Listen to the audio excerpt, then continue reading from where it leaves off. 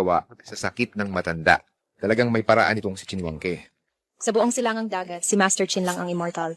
Para iligtas si Lolo, siya lang ang maaari nating hingan ng tulong. Igil. Kuya Guard, si Binibining Zhongqing po mula sa pamilya Zhong sa Donghai. Nais pong makita si Master Chin. Pakiusap po, magbigay kayo ng exception. Si Master Chin ay naglilinang at walang tinatanggap na bisita. Talagang may emergency po kami. Pakiusap po, tulungan nyo kami. Bago mag-retreat si Master Chin, iniutos niya na harangan ang Yinlong Group sa loob ng 3 araw. At walang sino man ang pinapayagang pumasok. Huwag niyo akong sisihin kung hindi ko kayo binalaan. Kung maglakas loob kayong humakbang pa, huwag niyo akong sisihin kung magiging bastos ako. Buhay ni Lolo ang nakataya. Wala akong pakialam dyan. Pilit na pumasok sa Yinlong Group at naghahanap ng kamatayan. Binibini, mag-ingat po kayo.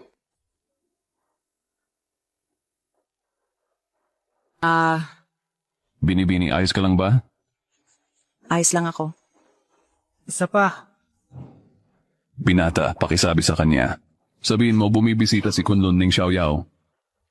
sabi ko, nagpapahinga si Master Chin at hindi tumatanggap ng bisita. Hindi mo ba naiintindihan? Naglakas loob kang itapon ang token ko. Hindi mo tinatanggap, di ba? Hindi ko lang yan itatapon, tatapakan pa kita. Tatanggapin mo ba? Bibigyan kita ng pagkakataon. Kung ayaw mong mawalan ng mga braso at binti, pulutin mo siyan. Naglakas loob siyang kausapin ako ng ganyan. Bugbugin siya. Umalis ka. Hoy, naglakas loob kang gumawa ng gulo sa Yinlong Group. Alam mo bang teritoryo ito ni Lord Chin? Binubuli ang mahihina at mayabang. Gusto kong malaman si Chin Wangque ba? Ang nagturo sa inyo na gumawa ng ganito?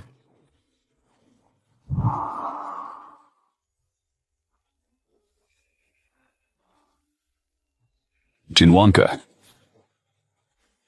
Ang disipulo ni Master Kunlun na si Chinwangke ay nagbigay galang kay Master. Bibigyan kita ng 1 minuto. Bumaba ka at salubungin ako sa Yinlong Group. 1 segundo kang mahuli. Ayaw mo nang maging hari ng mga dragon sa dagat. Master! Mingjue. Ama, Sumama ka sa akin sa gusali ng kumpanya.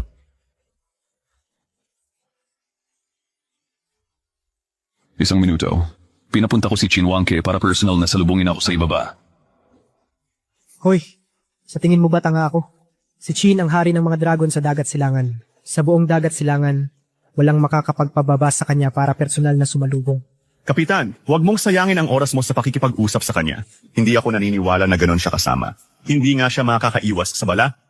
Nag-utos Kin na ang sinumang lumabag, barilin hanggang mamatay.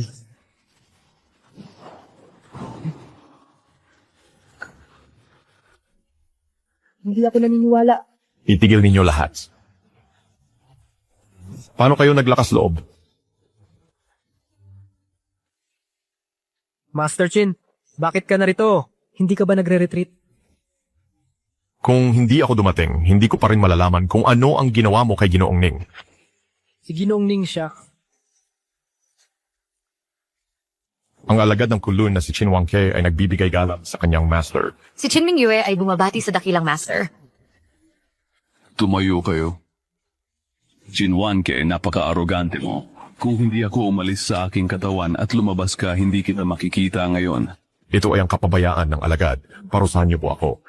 Ang mga alagad ng Kunlun ay dapat makinabang sa mundo dahil hindi ka mahigpit. Sa panahon ng aking pananatili sa East Sea, ang iyong posisyon bilang hari ng dragon ng dagat, huwag mong upuan. Ibigay mo ito sa iyong anak na babae. Sumunod ka sa akin at alamin kung ano ang estilo ng Kunlun. Ang makasunod sa master ay isang karangalan para kay Wangque. Miss, saan ka pupunta? Huwag mo nang hanapin si Master Chin. Hindi na kailangan, nakahanap na ako ng mas mahusay na doktor para kay Lolo. Nahanap ko na. Agad na utusan ng pamilya Zhong, natulungan akong alamin ang lahat ng impormasyon tungkol kay Ginoong Ning na ito. Opo.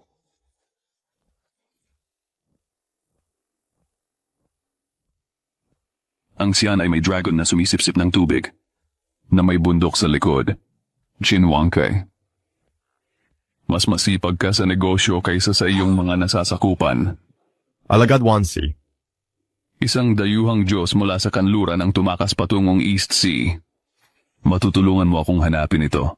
Sa pagbabalik sa master, ang dakilang master ay nagbigay na ng tagubilin sa alagad at apo. Gumamit ako ng mga lihim na pamamaraan para salain, at natagpuan ang dayuhang Diyos mula sa kanluran. Ang huling lugar kung saan sila lumitaw ay ang lokasyon sa larawan. Pamilya Bay sa Donghai. Pamilya Bay. Kilala ng dakilang master ang pamilya Bay. Mingjue, hindi mo to alam na ang dakilang master ay galing din sa East Sea. Nagkaroon pa nga siya ng kasunduan sa kasal sa panganay na anak na babae. Ang Yinlong group namin sa nakaraang 3 taon ay inalagaan ang pamilya Bai. Ito rin ang kalooban ng aking master. Isinuko ni Tito Bay ang kanyang buhay para ipadala ako sa Kunlun upang matuto ng sining. Hindi ko kailanman malilimutan ang kabutihang ito. Gagawin ko ang lahat para suklian ito. Ngayon na nakabalik na ako sa East Sea, ano man ang mangyari. Kailangan ko munang magbigay galang kay Tito Bay. Binabati ko ang master. Ihanda mo ang 100 bilyong order para sa akin. Pupunta ako sa bahay ng Bay. Pagkatapos kong magbigay galang, pupunta ako ron ng personal. Opo.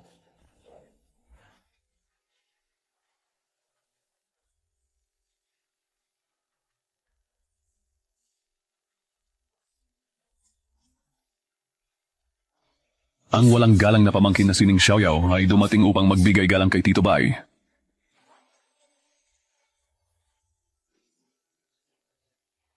Tatlong taon na ang nakalipas, ang buong pamilya ko ay nalipol. Si Tito Bay ang nagbuwis ng kanyang buhay para iligtas ako. Ang dakilang kabutihan at kagandahang loob na ito ay hindi kailanman malilimutan ni Xiaoyao. Sa pagkakataong ito, bumalik si Xiaoyao sa East Sea. Una, upang puksain ang mga dayuhang Diyos mula sa kanluran para panatilihing payapa ang East Sea.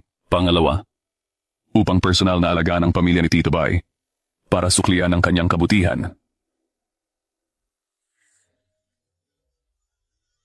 Nagtatawanan ng mga uwak at nagtitipon ng masamang hangin.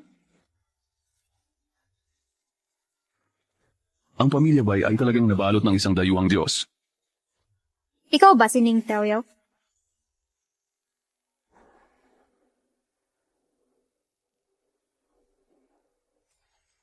Ning Xiaoyao. GQ, Tito Jong, Tito Bay, Shiyun. Nandito na ako. Bakit ka pa bumalik? Hindi mo ba iniisip na sapat na ang gulo na idinulot mo sa pamilya namin? Ma. Ate, hayaan mo na siya. Dahil sa kanya, napatay si tatay. Tama, ba't hindi mamamatay ang kuya niya? Ang taong ito, halos pabagsakin ang pamilya namin. Ang sampalin siya ay mura pa para sa kanya. Bitawan mo siya, bitawan mo siya. Ma, huwag kang magalit. Kakausapin ko siya. Ning Xiaoyao, nakita mo na? Hindi ka tinatanggap ng pamilya namin. GQ noon, nawasak ang pamilya ko. Kasalanan ko na nadamay si Tito Bay. Ngayon, bumalik ako para bumawi at magbayad. Hindi kailangan ng pamilya Bay ang pagbabayad mo. Maaari ka nang umalis. Namatay si Tito Bay dahil sa akin. Kailangan kong bayaran ang kabutihang ito. Bagamat sa nakalipas na 3 taon, lihim kong inutusan si Chin Wangke na tulungan ng husto ang pamilya Bay. Ngunit ang tunay na kabutihan ay kailangan ko pa ring bayaran sa pamilya Bay mismo. Kalokohan, si Master Chin, siya ang haring dragon ng dagat ng silangang China. Isang asong ligaw, paano siya maglakas loob na utusan ako? Alam mo ba na dahil lang sa mga salita mo ay madadamay muli ang pamilya namin para mapahamak muli? Kung hindi ka naniniwala, maaari kong hilingin kay Chin Wangke na ipaliwanag ito sa iyo ng personal. Tama na, Ning Xiaoyao. Sa nakalipas na 3 taon, ang pamilya Bay ay sa ilalim ng aking pagsisikap mula sa isang desperadong sitwasyon ay nakabangon. At sa aking paulit-ulit na pagbisita, kaya ko nakuha ang mga pagkakataong makipagtulungan sa Yinlong Group. Ngayon, sasabihin mo lang ang isang salita, gusto mong burahin ang 3 taon kong pagsisikap. Binibigo mo ako. GQ, may kasunduan tayo sa kasal pagkatapos ng lahat. Bakit ako magsisinungaling sa iyo tungkol dito? Ning Xiaoyao, kung hindi mo binanggit ang kasunduan sa kasal, nakalimutan ko na sana. 3 taon kang tumakas at hindi ka nakabalik. Inya ngayon gamit ang kasunduan sa kasal para itali ang ate ko at mamuhay sa pamilya namin, tama? Ako, Sining Xiaoyao, hindi ko gagamitin ang kasunduan sa kasal bilang kasangkapan. Alam kong hindi ka naniniwala sa akin. Ngunit hindi mahalaga. Inutusan ko na si Chin Wangke na magdala ng 100 bilyong kontrata sa pamilya niyo. Dumating na ang kontrata, malalaman mo kung may kakayahan akong magbayad. Dumating na ang bilyong pisong order ng Yinlong Group.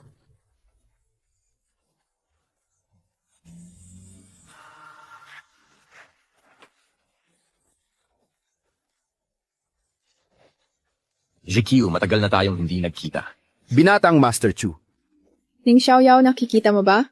Ito, ang anak ng vice-presidente ng Yinlong Group, ang master ng pamilya Chu, si Chu Jiang. Siya ang tunay na makakatulong sa pamilya Bai natin.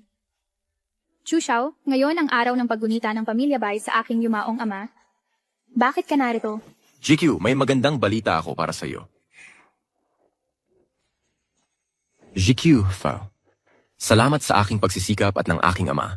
Sa wakas ay nakuha namin para sa pamilya Bai mo ang 10 bilyong order na ito. Alam kong ang pagpunta ko rito ngayon para sabihin ito sa iyo ay napaka-hindi angkop. Ngunit hindi ko talaga mapigilan ang sarili ko na ibahagi ang magandang balitang ito sa iyo. GQ. May tapat akong puso para sa iyo. Sabi mo lang, ang 100 bilyong kontrata ng pamilya Bai ay ikaw ang nakakuha para sa kanila. Ano ito? Chu Xiao, huwag mo siyang pansinin. Siya lang ang nominal na fiancé ng kapatid ko. Ngunit sa katunayan, siya ang tunay na salarin na pumatay sa aking ama. Ikaw yan. Sining Xiaoyao, tama? Iniwan mo si GQ sa loob ng 3 taon. Ngayon na ganyan ang kalagayan mo. Naglakas loob ka pang bumalik. Hindi siya makakahanap ng ikabubuhay sa ibang lugar. Kung hindi siya babalik para kumapit sa pamilya Bai namin, mamamatay siya sa gutom. Xiwe, huwag ka nang magsalita. Hindi mo pa sinasagot ang tanong ko. Sabi mo ang 10 bilyong kontrata na ito ay ikaw ang nakipaglaban para sa pamilya Bai. Siyempre, ako ang batang master ng pamilya Chu, ang batang master ng pamilya Chu. At ang aking ama ay ang vice-presidente ng Yinlong Group. Hindi ko nakuha ang kontratang ito. Ikaw ba ang nakakuha nito para kay GQ? Tama. Ning Xiaoyao, tama na. Sinabi ko na hindi kailangan ng pamilya Bai ang iyong pagbabayad. At hindi ko inakala na may kakayahan kang makuha ang 100 bilyong order ng Yinlong Group. Sige GQ, huwag kang magalit. Dahil napakatapang nitong si Ginoong Ning, naglakas loob siyang makipagkumpetensya sa akin para sa kontrata ng Yinlong Group. Pumunta tayo sa bidding meeting mamaya. Malalaman mo kung sino ang nagsisinungaling. Ginong Chu, huwag mo nang asarin si Ning. Pagdating natin sa bidding meeting, haharap sa mga mayayamang pamilya ng East China Sea, maglakas loob ba siyang harapin ka ng harapan? Bakit hindi? GQ, dahil hindi niya alam ang ikabubuhay o ikamamatay niya, dalhin na natin siya doon para matauhan siya. Para makatarungan din natin siyang mapaalis sa pamilya Bai. Oo. Mahirap kumbinsin ang matigas ang ulo. Wisit. Huli na para magsisi ka ngayon.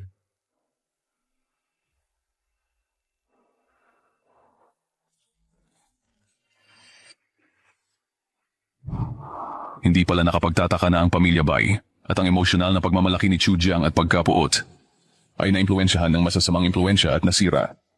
Mukhang para malaman ang problema, kailangan kong pumunta sa tinatawag na bidding meeting. Pumunta doon?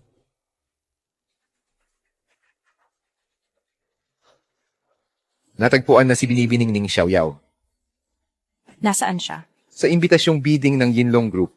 Dalhin ang lahat ng mahahalagang tao ng pamilya Zhong. Pumunta sa bidding meeting. Kailangan nating hanapin si Ginong Ning. Si Ning Xiaoyao ay nasa lugar ng bidding meeting. Kung aaminin mo ngayon na nagsinungaling ka, hindi pa huli ang lahat. Dahil nandito na tayo, pumasok na tayo at tingnan ng magkasama. Ang patay na pato matigas pa ang bibig. Dahil may mga taong sabik na masampal sa mukha, bakit pa tayo maghihintay? GQ, pumasok na tayo.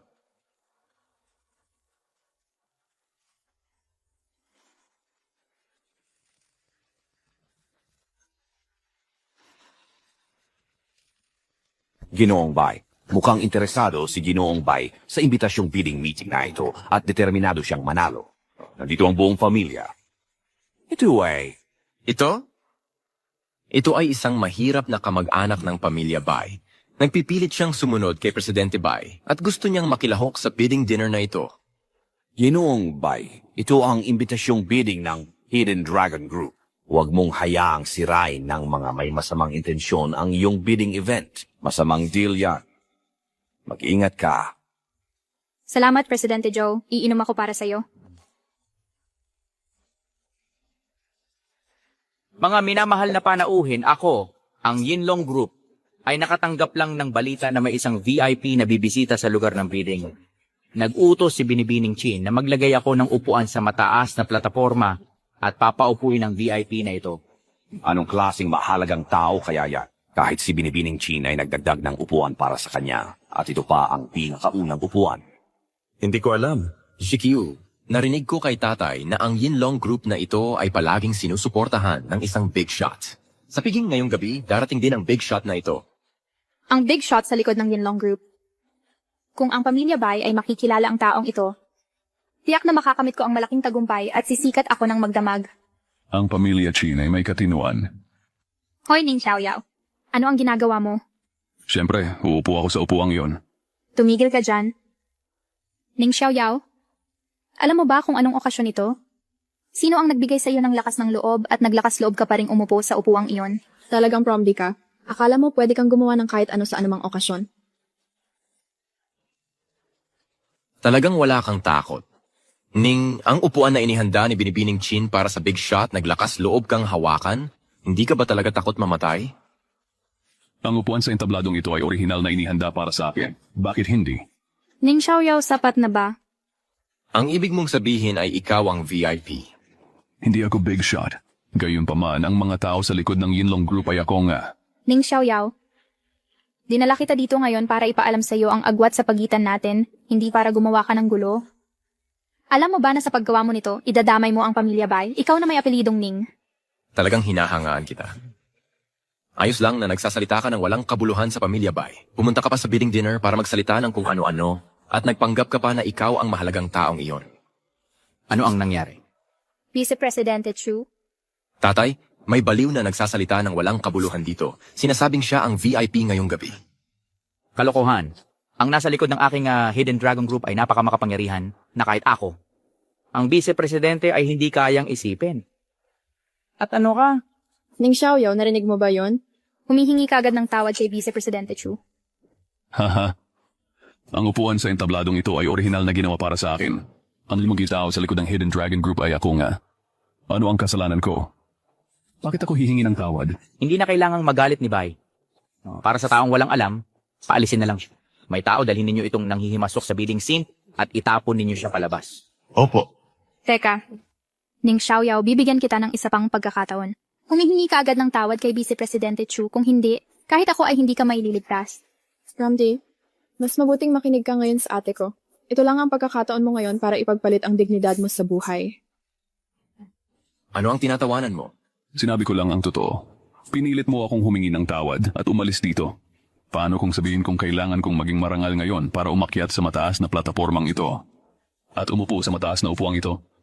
Ano ang gagawin mo? Paano ka naglakas loob? Halika na! Hoy tatay, gusto kong makita kung paano mamamatay ang taong ito ngayon. Maglakas loob ba siyang umakyat at lampasan ang unang upuan ng mataas na platapormang ito? Ning Xiaoyao, ito na ang huling pagkakataon mo. Humihingi ka agad ng tawad at umalis sa lugar. Pwede kong ipagpanggap na walang nangyari. Kung aalis ako, ang upuang ito ay dekorasyon lang. Ano pa ang punto ng pag-imbita ng mga bidder? Uy, naglakas loob talaga siya. Talaga siya. Umakyat talaga ang taong ito. Paano ka naglakas loob? Paano ka naglakas loob? Mga kaibigan, gusto ninyong makita kung maglakas loob akong umupo sa mataas na platapormang ito. Ngayon, uupo ako. Ano ang gagawin ninyo? Ning Xiaoyao, bumaba ka na agad. Kung hindi, sa mga ginagawa mo ngayon, sa buong dagat silangan, wala ka ng lugar. Ang ibig mong sabihin, ang taong walang lugar para sa akin ay ang mga taong ito. Tama, ininsulto mo ang Hidden Dragon Group at ininsulto mo si Master Chin. Ngayon na narito ang pamilya Chu upang manumpa sa loob ng dagat silangan. Napalayasin ka, Xiaoyao. Para paalisin ako. Hindi kwalipikado ang pamilya Chu mo. Dagdag pa ang pamilya Joko. And ang pamilya Ju. At ang pamilya He. Ha. Ngayon, ang apat na pamilya sa dagat silangan ay sabay-sabay na nanunumpa na lubusang puksain ka Ning Xiaoyao mula sa dagat silangan. Kwalipikado na ba kami ngayon? Hindi. Kahit ang master ng apat na pamilya, hindi sapat para sa pamilya Chin na narito. Naghahanap ka ng gulo. Papunta na si Binibining Chin dito ngayon. Sa oras na yon, papupuntahin kita sa mataas na plataforma ng lugar ng pagbid para humingi ng tawad sa apat na pamilya sa Donghai. Yumuko at humingi ng tawad. Sige, kung gayon, maghintay na lang tayo dito. Tingnan natin pagdating ni Chin Mingyue. Kung sino ang luluhod dito. Ikaw. Narito na si Binibining Chin Mingyue.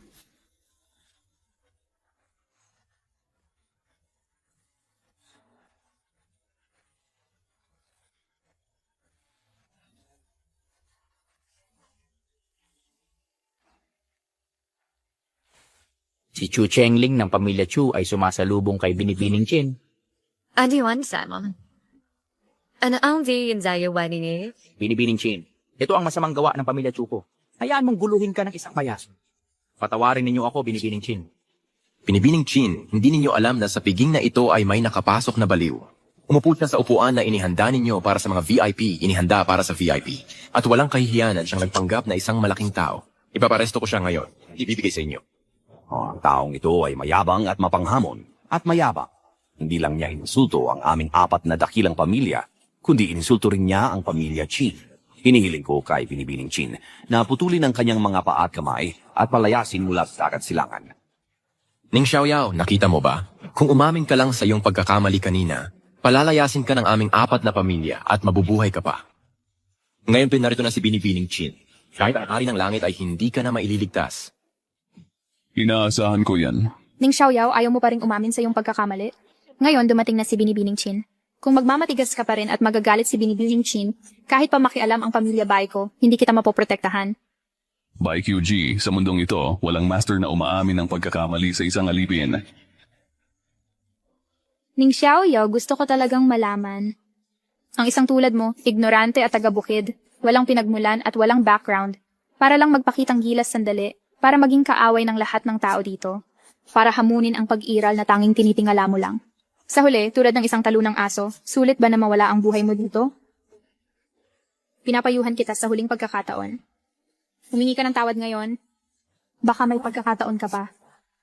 Ang mga nakatataas na tao.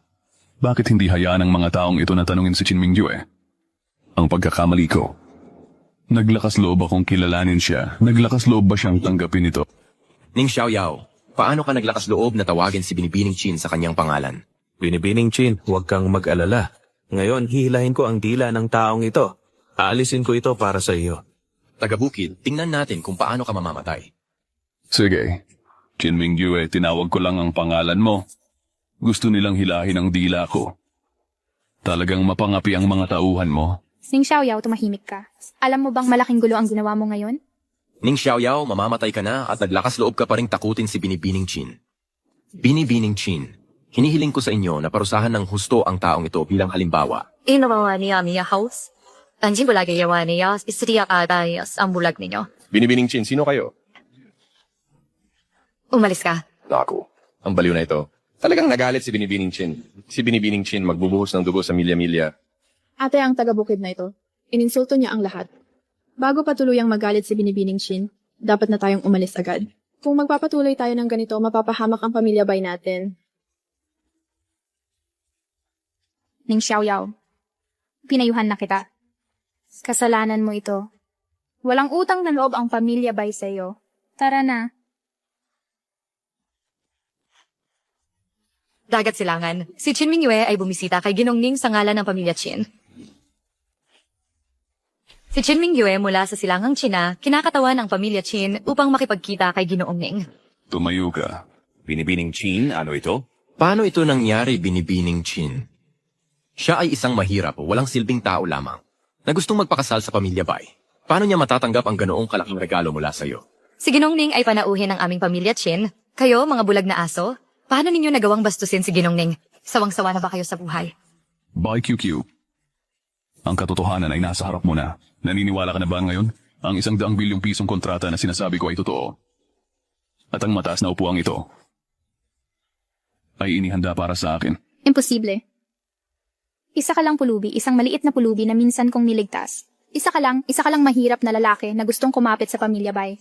Paano ka biglang naging isang tao, isang dakilang tao na iginagalang ng pamilya Chin?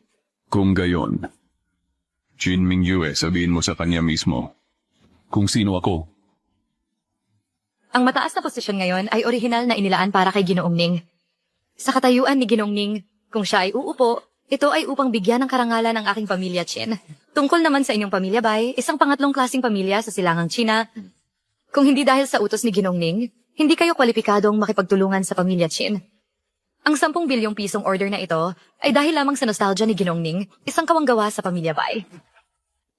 Ning Xiaoyao, sino ka ba talaga? Ate, itong si Ning Xiaoyao, sigurado akong siya ang alaga ni Chin Mingyue. Ang pamilyang Chin ang hari ng dragon ng dagat silangan. Kung walang personal na relasyon, paano magagawa ito ni Qin Mingyue? Ning Xiaoyao, napakahusay mong magsilbi sa mga tao. Talaga nga, nakuha mo ang pabor ni Binibining Qin na handang mag-alok ng order na 100 bilyon. Napakatalino mo. Vice yun, mapangahas ka. Paano mo nagawang magsalita ng masama tungkol kay Ginongning? Binibining Qin, iginagalang kita. Ikaw ay isang bayani at isang bayani sa mga kababaihan. Ngunit si Ning Xiaoyao, na ngayon sa kapangyarihan ng pamilyang Qin, ay napakayabang at mapagmataas. Kung hahayaan mo siya, makakasira ito sa reputasyon ng hari ng dragon ng dagat silangan. Paano magagawa ng aking pamilyang Qin ang mga bagay kung kayo ay makikialam sa aming usapin ng pamilya? Binibining Qin, ang aming 4 na pamilya ay iginagalang ang iyong pamilyang Qin at ikaw. Ngayon, sinasabi ko ito dahil ayaw ko lang na maloko ka ng hangal na ito, manloko at magdaya. Ngunit pilit mo siyang kinakampihan ngayon. Natatakot ako na magdulot ito ng malaking pagkalugi sa iyong pamilyang Qin. Magdulot ng malaking pagkalugi. Para sa kapakanan ng reputasyon ng iyong pamilyang Qin, mag-isip ka ng 2 beses bago ka kumilos. Sana mag-isip ng 2 beses si Binibining Qin. Sana mag-isip ng 2 beses si Binibining Qin. Sana mag-isip ng 2 beses si Binibining Qin. Si Qin Mingyue ay hindi ako kinakampihan, kundi dahil lang sa siya ay mabait, ipinaglalaban niya ang pamilyang Donghai upang ipaglaban ang isang paraan. Ikaw na duwag na nagtatago sa likod ng babae. Akala mo kung sino ka. Marami na akong nakitang talunan na tulad mo. Nagpapanggap na kung sino. Nagpapanggap na makapangyarihan. Kung gaano kataas ang talon mo ngayon, kapag nagsawa na sa iyo si Binibining Qin, mas malala ang bagsak mo. Ning Xiaoyao, tigilan mo na. Habang ginagawa mo ito, habang nagpapakitang gilas ka, mas lalo kang nagmumukhang kontrabida na nagtagumpay. Alam mo ba? Ako, si Ning Xiaoyao ay hindi kailanman umaasa sa kahit sino dahil ako ang pinakamalaking suporta ko. Ginongning, hindi ko kailangang umasa sa iba. Kami ang dapat umasa sa iyo, Ginongning. Tama ang sinabi ni Ning. Talagang nagtatrabaho ako para sa pamilyang Donghai upang maghanap ng paraan. Kung alam ninyo ang para sa ikabubuti ninyo, humingi kayo ng tawad kay Ginongning ngayon. Kung hindi, sa bawat salita at kilos ni Ginongning, ang pamilyang Donghai ay masisira. Binibining Qin, ang aming 4 na pamilya, ang pamilyang Qin ay laging umaasa sa iyo at lagi naming iginagalang si Master Qin. Ngunit ngayon, humingi ng tawad sa taong ito. Karapat-dapat ba ito, Binibining Qin? Nang may buong paggalang, humingi ng tawad sa kanya. Hindi ito magagawa ng aking pamilyang Chu. Tama si Batang Ginoong Chu. Binibining Qin, ang aming 4 na dakilang pamilya, lagi kong hinahangaan si Lord Qin. Ngunit pinapahingi mo kami ng tawad sa walang silbing lalaking ito, hindi ko talaga magagawa. Ang pamilya ko namang Jew. At sa pamilyang Jew, Hindi ko na magagawa. hindi ko magagawa. Ano? Nagtatangka bang magrebelde ang 4 na dakilang pamilya? Binibining Qin, nang may buong paggalang, hindi ka na ang hari ng dragon ng dagat silangan ngayon. Iginagalang namin ang iyong pamilyang Qin at iginagalang si Master Qin. Umaasa kami na kayo, ang pamilyang Qin, ay panindigan ang katarungan. Ngunit kinakampihan mo siya at hinahayaan siyang umupo sa trono. Kung magpapatuloy ito, maaari lang kaming humingi kay Master Qin na mamuno sa katarungan. Ano ang pinagtatawanan mo, putang ina? Tinatatawanan ko ang katangahan mo. Nagbago na ang hari ng dragon ng dagat silangan. Kahapon lang nagbitiw na si Qin Wangke. Ngayon, ang bagong hari ng dragon ng dagat silangan ay siya, si Qin Mingyue. Ning Xiaoyao, hindi mo man lang ba inihahanda ang iyong mga kasinungalingan? Malusog si Ginoong Qin at pamumunuan ang 4 na dakilang pamilya at magiging maluwalhati sa loob ng 30 o 50 taon. Paano siya magbibitiw? Pinababa ko siya sa pwesto, kailangan niyang umatras. Ning Xiaoyao, ininsulto mo ang 4 na dakilang pamilya at ang pamilya Qin. Sinusuportahan ka ni Binibining Qin. Wala kaming masabi. Ngunit nagsasalita ka ng kung ano-ano tungkol kay Ginoong Qin sa publiko para bang walang sinuman sa silangang China. Paulit-ulit siyang pinabura ni Binibining Qin, inaamin namin iyan. Gayunpaman, ngayon ay iniinsulto niya ang aming iginagalang na si Ginoong Qin. Hindi namin ito matatanggap. Kayo, mga tanga, paano ninyo nagawang questionin si Ginongning? Imulat ninyo ang inyong mga mata. Tingnan ninyo kung ano ito. Ito ang selyo ng Sea Dragon bilang tanda ng pinuno ng pamilya Qin. Kahapon, ipinasa na ng aking ama ang posisyon sa akin. Ngayon, ako na ang pinuno ng pamilya Qin. Ako ang bagong Dragon King ng silangang China. Totoo ba ang sinabi mo? Binibining Qin, ninakaw mo ang Dragon Seal para sa talunang ito. Ninakaw mo ang Dragon Seal ng iyong pamilya. Ning Xiaoyao, inudyukan mo si Binibining Qin na nakawin ang Dragon Seal. Anong krimen ang dapat mong iparusahan? Halika, arestuhin siya at ibigay kay Ginoong Qin. Sino ang maglalakas loob? Binibining Chin, napakalito mo. Opo, Binibining Chin. Alam ko, naloko ka ng gwapong lalaking ito. Kapag iniharap ko siya kay Ginoong Chin, sasabihin kong ninakaw niya ang Hailong Seal. Kayo, mga hangal. Dahil naghahanap kayo ng kamatayan, hindi ko kayo pipigilan. Narito si Ginoong Chin.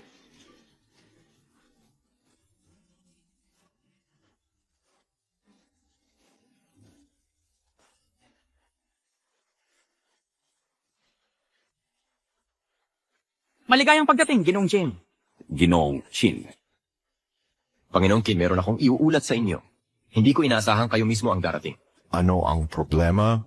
Ang taong ito, si Ning Xiaoyao, sa handaan ng subasta na ito ay nakagawa ng 7 malalaking kasalanan. Una, dumating siya ng walang imbitasyon, ginugulo ang handaan ng subasta. Pangalawa, nagsasalita ng mayabang, hinahamak ang 4 na dakilang pamilya. Pangatlong kasalanan ay kawalan ng respeto sa pamilya Qin, kawalan ng respeto kay Binibining Qin. Pang-4 na kasalanan ay hindi nakikinig sa payo, hindi iginagalang ang hierarkiya. Umupo sa mataas na upuan na inihanda ng pamilya Qin para sa mahahalagang tao. Pang-5 kasalanan ay baliktarin ang tama at mali, ikaw ang tinutukoy ko, Ginoong Qin. Pang-6 na kasalanan ay ninakaw ang selyo ng Hailong. Ginagawang biro ang dignidad ng pamilya Qin. Pang-7 kasalanan ay kayabangan at walang galang. Dumating mismo si Panginoong Qin. Tingnan ninyo siya. Nakaupo siya mag-isa sa mataas na upuan na ito. Ang 7 kasalanang nagawa niya, bawat isa ay may parusang kamatayan. Ginoong Qin, tingnan ninyo siya. Hanggang ngayon, tumanggi pa rin siyang magsisi at lubhang mayabang. Hinihiling ko kay Ginoong Qin na parusahan ng husto ang taong ito bilang halimbawa. Ginoong Qin, yung taong ito ay may mababang pinagmulan, na may masamang ugali, mandaraya at kung ano-ano pa. Una, nabigo siyang makapag-asawa sa pamilya Bai. Ngayon, itinutok niya ang kanyang paningin kay Binibining Qin. Ang aming pamilya Zhou ay humihiling din kay Ginoong Qin na patayin si Ning Xiaoyao. Hinihiling ko kay Ginoong Qin na patayin si Ning Xiaoyao. Para patayin. Sa tingin ko, dapat kang parusahan. Ginoong Qin, ano ang tungkol dito? Ginoong Qin. Qin Wangquei. Sapat na ang nakita kong kalokohan. Panahon na para tapusin ito. Oo. Ning Xiaoyao, si Qin Yiyan. Ayaw mo bang mabuhay? Ning Xiaoyao, naghahanap ka ba ng kamatayan? Ang pangalan ng Haring Dragon ng Silangang Dagat, kaya mo bang banggitin ang pangalan niya? Mga tiyo, si Ning Xiaoyao, sa paulit-ulit na pag-insulto kay Ginoong Qin, kung ang aming 4 na pamilya ay walang gagawin, talagang iisipin niyang madali kaming apihin. Ginoong Qin, hihiwan ko ang taong ito ng pinong-pino at gagawing abono ngayon din. Kumalma po kayo, Ginoong Qin. Hoy, hindi ba't masyadong mura para mamatay siya ng ganito? Ilagay siya sa purgatorio ng 9 na impyerno ng aming pamilya He para hindi siya mabuhay at hindi rin mamamatay. Yung aking pamilya Zhu ay nakabuo kamakailan ng isang lason na tinatawag na Wan Yi Shi Xinwan. Gamitin natin siya para subukan ng gamot. Gamot. Tama, Ginoong Qin. Hanggat magbigay ka ng utos, ang 4 na dakilang pamilya sa Donghai ay sisiguraduhin naming mapapahamak si Ning Xiaoyao. Ginoong Qin, ikaw ay... Kasalanan ng aking nasasakupan, si Ginoong Ning. Ang usapin ngayon, tiyak na bibigyan kita ng paliwanag. Tumayo ka. Ginoong Qin, ang taong ito ay nakagawa ng 7 malalaking kasalanan. Hindi mo lang siya sinisisi, kundi lumuhod ka pa para sa kanya. Mga basura! Paano kayo nangahas sumigaw sa harap ni Ginoong Ning? Bilisan ninyo at lumapit dito. Humungi ng tawad kay Ginoong Ning. Ginoong Qin, gusto mo ba talagang mag-sorry kami sa isang walang silbing tao? Oo. Ginoong Qin, hindi ko alam kung ano ang connection mo sa talunang ito. May connection, ngunit ang ginawa niya ngayon ay nakita ng lahat. Pinapagawa mo kaming mag-sorry sa kanya. Kung kumalat ito, saan na lang ang mukha mo? Pagtawanan lang ang aming 4 na pamilya. Ginoong Qin, hindi ka namin sinusunod. Para lang sa kapakanan mo, Ginoong Qin, handa kaming gawin ang lahat. Handa kaming mamatay. Ngunit ang mag-sorry sa walang hiyang kontrabidang ito. Mag-sorry. Isang kahihiyan iyon sa iyo, Ginoong Qin. Ginoong Qin, kailangan mong isipin ang pangkalahatang sitwasyon. Pakiusap, isipin mo ang pangkalahatang sitwasyon, Ginoong Qin. Bago ka dumating, ang taong ito ay nagsasalita ng kung ano-ano dito. Sinasabi na malapit ka nang bumaba sa pwesto at ipasa ang posisyon kay Binibining Qin. Ganoong paghihimagsik. Ang Ning Xiaoyao na ito ay dapat parusahan. Dapat parusahan. Ikaw lang. Paano ka naglakas loob na sumigaw sa harap ni Ginoong Ning? Kahapon, ipinasa ko ang posisyon ng pinuno ng pamilya Qin kay Mingyue. Ano? Hindi ka ba nasisiyahan? Hindi. Mula na ngayon si Mingyue ang Dragon King ng Silangang China. Hindi ka ba nasisiyahan? Hindi. Hindi. Sa tingin ko, masyado akong mabait. Masyado akong naging mabait sa inyo. Ipasa ang aking utos. Mirling Crown, hindi na poprotektahan ng pamilya Qin ang Chu. Ang 4 na dakilang pamilya ng Zhou, He at Ju. Opo, ito. Oh, kailangan mong mag-isip po ng paraan. Ano ang dapat mong gawin? Ginong Chin, huwag po kayong ganyan. Alam po naming nagkamali kami. Oo, alam namin. Dahil alam mong nagkamali ka, bilisan mo at humingi ng tawad kay Ginoong Ning. Ginoong Ning, ngayon nabulag ako, nagkasala ako sa inyo. Humingi ako ng tawad sa inyo ngayon. Sana po ay mapatawad niyo ako. Ginoong Ning, lahat po ito ay hindi pagkakaunawaan. Kami rin po ay nakinig sa walang kwentang sinabi ng pamilya Chu. Dito, humihingi ng tawad sa inyo ang pamilya He. Hindi pala pagkakaunawaan. Oo, lahat po ito ay hindi pagkakaunawaan. Lahat po ito ay hindi pagkakaunawaan. Ang pamilya Ju ko rin po ay humihingi ng tawad sa inyo. Humihingi ako ng tawad sa inyo. Ako ang pamilya Chu. Sandali lang. Paulit-ulit na sinasalungat ni Chu Jiang si Ginoong Ning, hindi iginagalang si Ginoong Ning, na hindi mapapatawad. Bilang isang ama sa pagkabigo na turuan ng aking anak, Ginoong Ning, mapagpakumbaba po akong humihingi ng pahintulot na parusahan ng pamilya Chu. Payagan. Opo. Idinedeklara ko na mula ngayon ang pamilya Chu ay mawawasak. Ang kanilang mga etnikong grupo ay hindi pinapayagang magnegosyo sa Zhongxia. Hindi pinapayagang pumasok sa opisina. Ang pamilya Chu ko, ito na ang katapusan. Imposible yan. Mga sinungaling kayong lahat. Manugang lang siya. Malaki ang kapangyarihan ng pamilya Chu ko. Kayo lahat, papatayin ko kayong lahat. Nakakainis talaga si Qin Mingyue. Ibagsak sila. Opo. Ning Xiaoyao, gusto kitang patayin. Gusto kitang patayin. Ginoong Ning, ano po ang gagawin natin sa mga natitira? Hindi ba't sinabi nilang lahat ay hindi pagkakaunawaan? Oo, lahat po ito ay hindi pagkakaunawaan. Lahat po ito ay hindi pagkakaunawaan. Sa tingin ko, bakit hindi natin sila palisin sa East Sea? Ginong Ning, nagbibiro lang po kayo. Ginong Ning, Huwag niyo po kaming biruin. Tanggalin ito? Malaking bagay po yan. Huwag po kayong magbiro. Nagbibiro lang. Mukha ba akong nagbibiro? Hoy, Ginong Ning, nagkamali nga po kami ngayong gabi. Pero gusto niyo po kaming paalisin. Hindi po ba masyadong sobra yan? Ginong Ning, ganito na lang po. Nagkasala po kami sa inyo, pwede po kayong humingi ng kabayaran. Pwede po kayong pumili ng kumpanya ng motorhome o mga bihirang kayamanan, lahat po yan ay kaya naming ibigay. At may utang na loob din po kami sa inyo. Kapag kailangan niyo po ng tulong sa hinaharap, tutulungan po namin kayo. Ano po sa tingin niyo? Nung nagkaisa kayo para tanggalin ang pangalan ko, bakit hindi ko nakita yan? Binanggit niyo ang isang imposibleng bagay. Hindi ba't sinabi niyo na ikukulong niyo ako?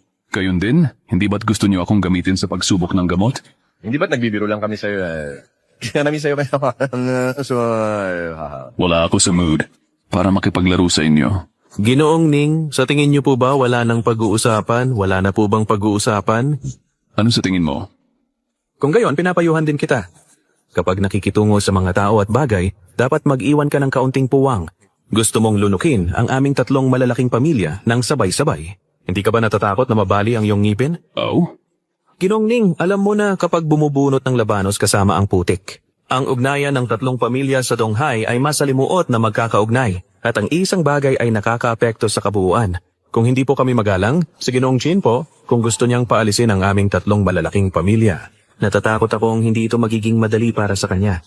Ginoong Chin, alam kong masyado akong madaldal, ako si He Jiao-kun, pero may ilang salita talagang kailangan kong sabihin.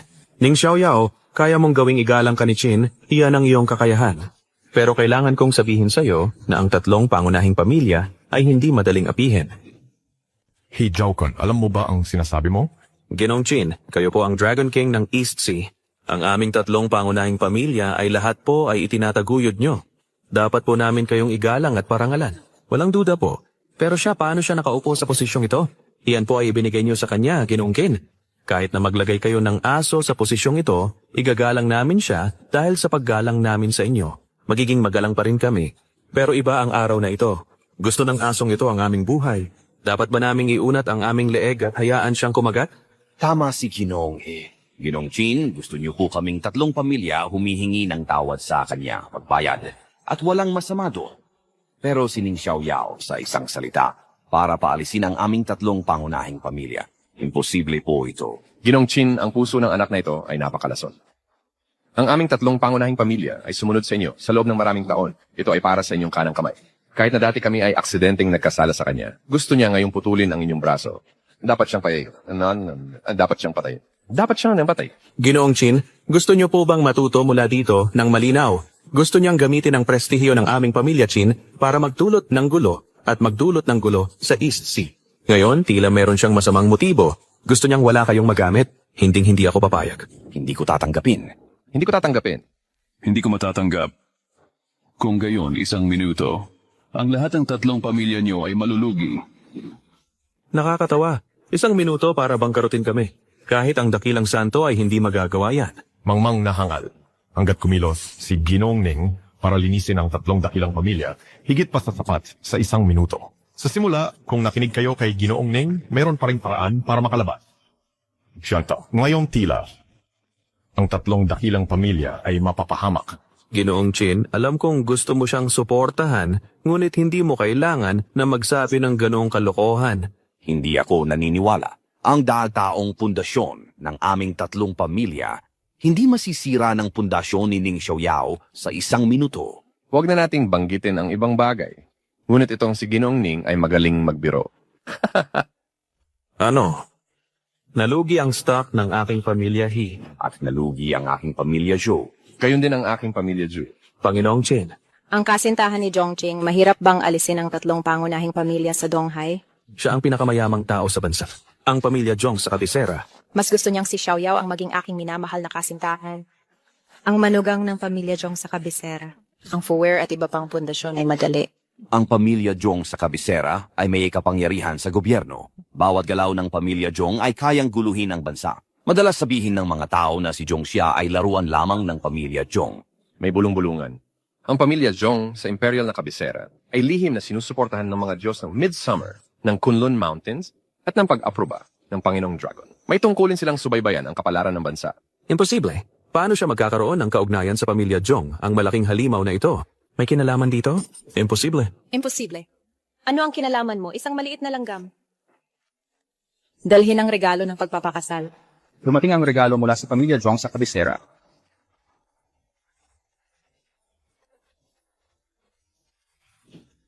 Ang pamilyang Zhong sa Beijing kay Ginong Ning Xiaoyao, isang coaching Porsche, isang mansion sa Tangchen Yipin at ang Shunting Group ay nagbibigay ng kopya ng kasunduan.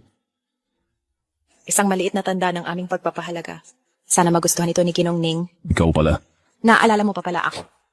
Hayaan mong formal akong magpakilala. Ako ay mula sa pamilyang Zhong. Si Zhongqing ang iyong magiging asawa. Talaga bang ang pamilyang Zhong ng imperial na kabisera? Ang taunang kita lang ng Junteng Group ay sapat na sa lahat ng ari-arian ng aming tatlong pamilya. Ibinigay lang niya ito. Pamilyang Zhong ng lungsod ng emperador, nakakatakot. Hoy, hoy! Ako si He Zhaokun ay nagkamali. Nasa likod niya ang pamilyang Zhong. Hindi pala nakapagtataka na napakarespeto ni Master Qin sa kanya. Matandang Zhou, ikinalulungkot ko para sa tatlong dakilang pamilya. Tapos na. Ginoong Ning, ikinalulungkot ko ang aking pagkabulag. Alisin mo ang pangalan ng aming Heja Donghai, inamin ko. Gort, pakiusap, maawa ka. Huwag mong parusahan ang aking pamilya tulad ng ginawa mo sa pamilyang Chu. Putulin ang daan para sa mga inapo ng aking pamilyang He na pumasok sa opisina at magnegosyo. Ginoong Ning, nagmamakaawa rin ako sa iyo na maging maawain. Oh, kung ang inyong mga inapo ay may mabuting pag-uugali, papayagan. Salamat sa awa. Salamat sa awa. Dumating ka ba ngayon upang tuparin ang iyong kasunduan sa kasal? Sinabi ko na, dumating ako sa pamilyang Bai, hindi ako narito upang tuparin ang kasunduan sa kasal sa iyo. Narito ako upang makipagdiborsyo sa iyo. Pumunta ako sa pamilya Bai para sa 2 bagay. Una, upang bayaran ang utang na loob ko kay Tito Bai sa pagligtas niya sa aking buhay at protektahan ang inyong pamilya Bai. Pangalawa, upang putulin ang kasunduan sa kasal. Kung gayon, bakit hindi mo nilinaw sa akin? Paulit-ulit ko na itong sinabi sa pamilya Bai, ngunit sino ang nakikinig? Ang iba pa ay bahala ka na. Opo. Binibining Zhong, maaari mo bang sabihin sa akin ang tungkol sa iyo ngayon? Ginoong Ning, naghanda ako ng alak. Uminom tayo at mag-usap. Sige. Sige po. Sandali lang.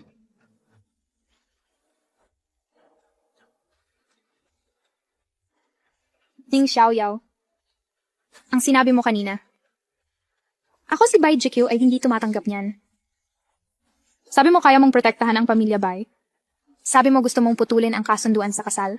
Sinasabi mong makapangyarihan ka, ngunit naisip mo ba na kung wala ang babaeng ito ngayon, hindi ka man lang makakapasok sa bidding meeting, hindi ka man lang makakalabas? Mukhang nagkaroon ka na ng pera at kapangyarihan ngayon, ngunit ito ay regalo lamang mula sa iba. Ito ay limos lamang sa iyo. Kung sa hinaharap ay bulag kang aasa lamang sa iba, kung gayon ang iyong landas. As hindi mamatagal. Sige, tingnan na lang natin. Ginongning, huwag na natin siyang pansinin. Tara na. Tingnan na lang natin. Sa paglipas ng panahon, ipapaintindi ko sa iyo sa pamamagitan ng aking mga kamay na ang tao ay kailangan pa ring umasa sa sarili. Ngayon na walang tao sa paligid, maaari na tayong mag-uusap. Ang tunay na layunin ng pagpunta mo sa akin, Binibining Jong. Ginoong Ning, ano ang ibig mong sabihin? Binibining Jong, hindi ko alam. Meron ba kaming anumang kasunduan sa kasal ng inyong pamilya Jong sa kabisera noon? Ginoong Ning, ang aming kasal ay inayos ng iyong lolo at ng aking ama. Hindi ko alam ang tiyak na sitwasyon.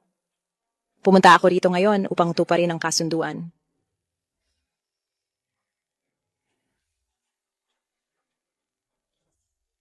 Inayos nga ng aking ama ang kasal na ito para sa akin.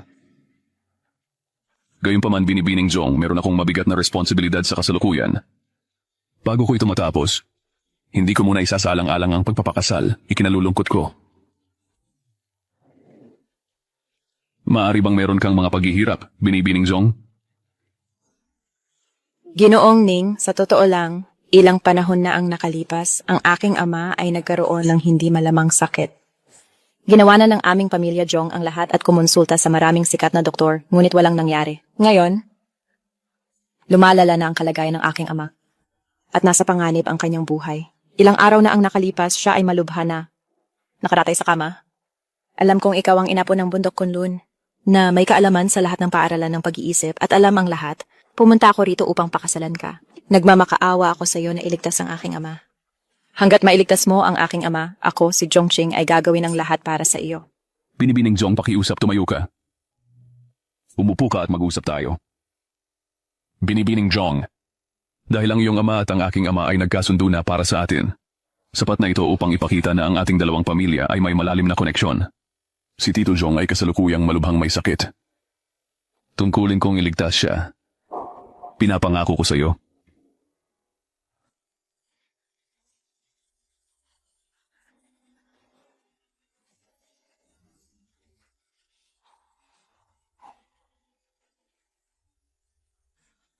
Hindi may hininga ng isang panlabas na Diyo. Ginongning, pakiusap, pumasok po kayo. Zhongqing, malubhang may sakit ang iyong ama.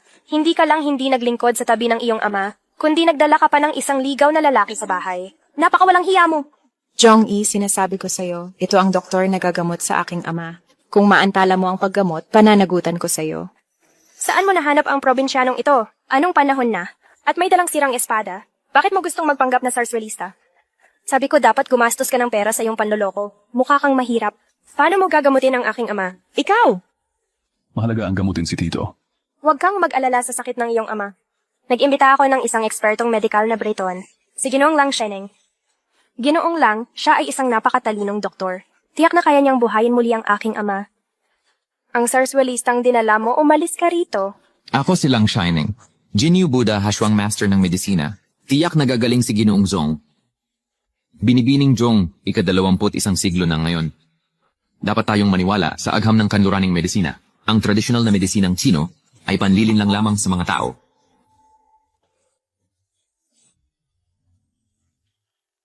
Tama nga, si Jong ay hindi naman pala may sakit, kundi sinapian ng isang panlabas na Diyos.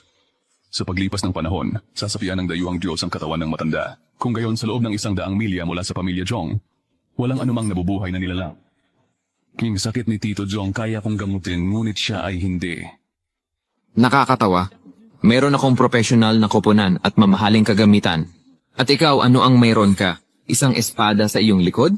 Sabi ko na nga ba kung bakit umuubong ang aking mga tainga. Ito ay dahil ikaw, ang patay na langaw, ay hindi pa umaalis. Dinala ni Ginong Lang ang pinaka-advanced na instrumento mula sa Britanya. Nagkakahalaga ng 10 bilyon, na kayang makadetekta ng lahat ng sakit. Sa tingin ko, hindi ka man lang kayang bilhin. Hindi mo man lang kayang bilhin ang isang bahagi ng instrumentong ito. Pinapayuhan kitang huwag kang magpahiya rito. Bago ako magalit, umalis ka rito. O papatayin kita. Ginoong Lang, huwag mo nang pansinin ang sarswalistang ito. Dito po pakiusap. Gamutin mo muna ang aking ama. Huwag kang mag-alala dahil ipinangako ko sa iyo kung ililigtas ko ang iyong tito, hindi ko kailanman sisirain ang aking pangako.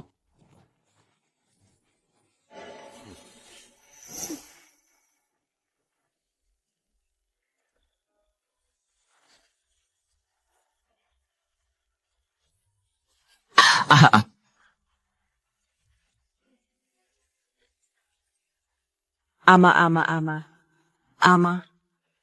Jongyi, kung may mangyari sa aking ama ngayon, papatayin kita. Paano nangyari ito? Imposible ito. Hindi ba kayo ang British Miracle Doctor? Isa kayong grupo ng walang silbi. Ginoong Ning, nakikiusap ako sa iyo. Iligitas mo ang aking ama. Binibining Jong, maliit na bagay lang ito. Umurong ka muna.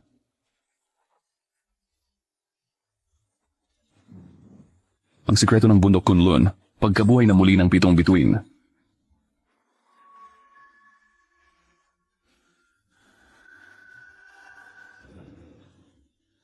Ang kamahalan ng emperador. Pangunahan ito ng espada, bunutin ng espada.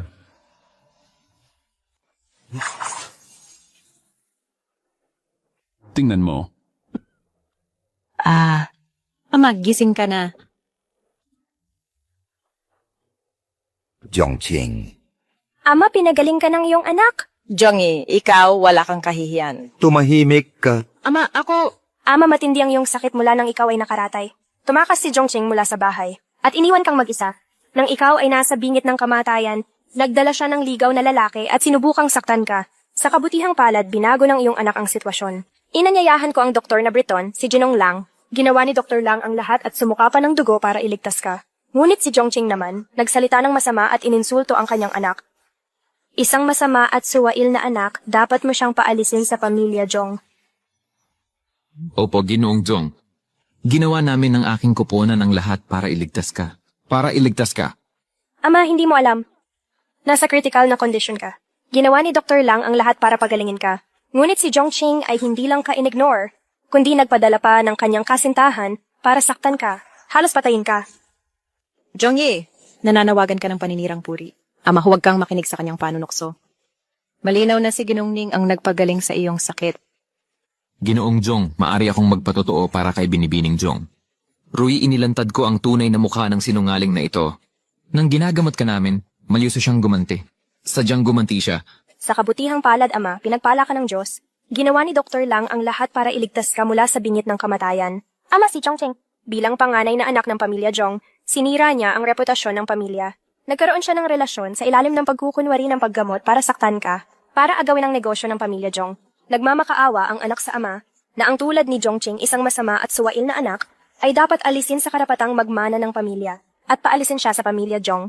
Tungkol naman sa ligaw na lalaking ito, nakipagsabuatan siya kay Jongqing para patayin ang pinuno ng pamilya Jong, at sirain ang 1 bilyong pisong kagamitan ni Dr. Lang. Nararapat siyang patayin. Bastos ka. Ama, bakit mo ako sinasaktan? Tumahimik ka. Ama, naririto ka ba? Ikaw na suwail na anak. Akala mo nawalan ako ng malay. Kaya mo nang gawing puti ang itim at magsalita ng kung ano-ano. Sinasabi ko sa iyo. Ama. Sa panahong may sakit ako, bagamat nakaratay ako, hindi ako makagalaw at hindi makapagsalita. Napakalinaw ng aking kamalayan. Alam ko ang lahat ng sinabi mo. Alam ko ang lahat. Ang buhay ko ay iniligtas ni Ginoong Ning. Sino ka para angkinin ang kredito? Ginoong Jong, siya ang may kagagawan. Pinilit niya akong magsinungaling sa iyo. Ama, huwag kang makinig sa kalokohan niya. Gusto ko lang ipakita ang sarili ko sa harap mo, ipakita ang sarili ko. Hindi ito sinasadya, isang pagkakamali lang. Isang pagkakamali lang? Sa tingin ko ay hindi. Tito Jong, naaalala mo ba kung saan nanggaling ang pinturang ito sa tabi ng iyong kama? Sino ka? Wala kang karapatang magsalita. Zhongyi, pinabalaan kita. Kung maglakas loob kang bastusin si Ginoong Ning, babaliin ko ang iyong binti. Ang anak na ito na walang utang na loob ang naglagay nito sa aking silid. Ilang araw na ang nakalipas, sinabi niya, na nagbayad siya ng malaking halaga mula sa simbahang kanluranin. At sinabing ito ay isang larawan ng Diyos na magpapanatili sa akin na malusog at ligtas. Ngunit hindi ko inaasahan na mula nang isabit ang larawang ito sa aking silid, nakaramdam ako ng pagkahilo. At di nagtagal ay nagkasakit ako. Pinilit din niya akong alisin ang aking pagmamahal at gawin siyang tagapagmana. Chong-yi, hindi ko talaga inaasahan yan. Sinaktan mo na ako dati, ngunit pinatay mo pa ang sarili mong ama. Hindi po, Ama. Ako rin po ay naloko. Paano ko po kayo sasaktan? Hindi ko po ginawa. May tumulong sa akin. Dalhin ninyo ang anak na ito na pumatay sa kanyang ama. Dalhin siya at palayasin siya sa bahay. Mula ngayon ako, si Jong Wan-su, ay wala ng anak na Zhongyi. At ikaw, dayuhang demonyo. Ininsulto mo si Ginoong Ning. Hinamak ang sensya ng Tsina at minamaliit ang tradisyonal na gamot ng Tsina. Hindi ka mapapatawad. Halika baliin ang kanyang mga binti at palayasin siya sa Tsina. Palayasin sa Tsina. Kuya Xiaoyao. Ngayon, ang sakit ng aking ama ay salamat sa iyong malaking tulong. Sa totoo lang, meron din akong nakatagong sakit. Hindi ko alam kung matutulungan mo akong gumaling. Binibining Zhongqing, nakikita ko na mayroon kang mamula-mulang kutis at maputing balat na may kinang at hindi ka mukhang may nakatagong sakit. Sinasabing nakatagong sakit ito.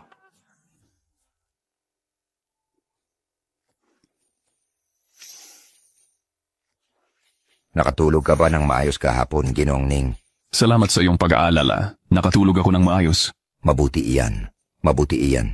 Ang aking kondisyon ay maayos lang kahapon. Ang piging ay inihanda ng nagmamadali. Hindi kita naaliw ng maayos. Kaya paano kung manatili si Ginoong Ning dito ng ilang araw pa? Hahayaan kong samahan ka ni Zhongqing ng maayos at hayaan kang tamasa ng tanawin dito. Ano sa tingin mo? Oo, Kuya Xiaoyao, sa lupain ng aming pamilya Zhong, maraming masayang lugar. Maraming kababalaghan. Nakakakilig at nakaka-excite. Paano kitang ipakita isa-isa? Hindi. Salamat sa inyong dalawa. Pinahahalagahan ko ang inyong kabaitan. Ngunit may kailangan akong asikasuhin para sa aking guro. Hindi ako maglalakas loob na magpatumpik-tumpik. Kapag naasikaso ko na ang lahat, babalik ako upang gambalain kayo muli. Sige, usap tayo. Sige, usap tayo. Ha ha ha ha. Kain, ha ha ha.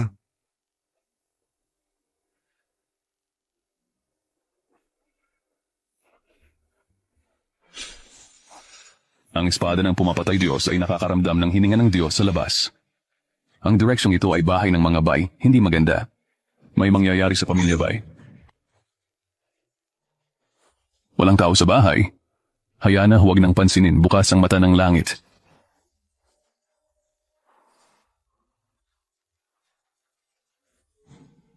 Kakaiba, bakit ang swerte ng pamilya bay ay may mahinang hininga ng mga dayuhang Diyos? Ning Xiaoyao, bakit ka nandito? Ikaw na probinsyano.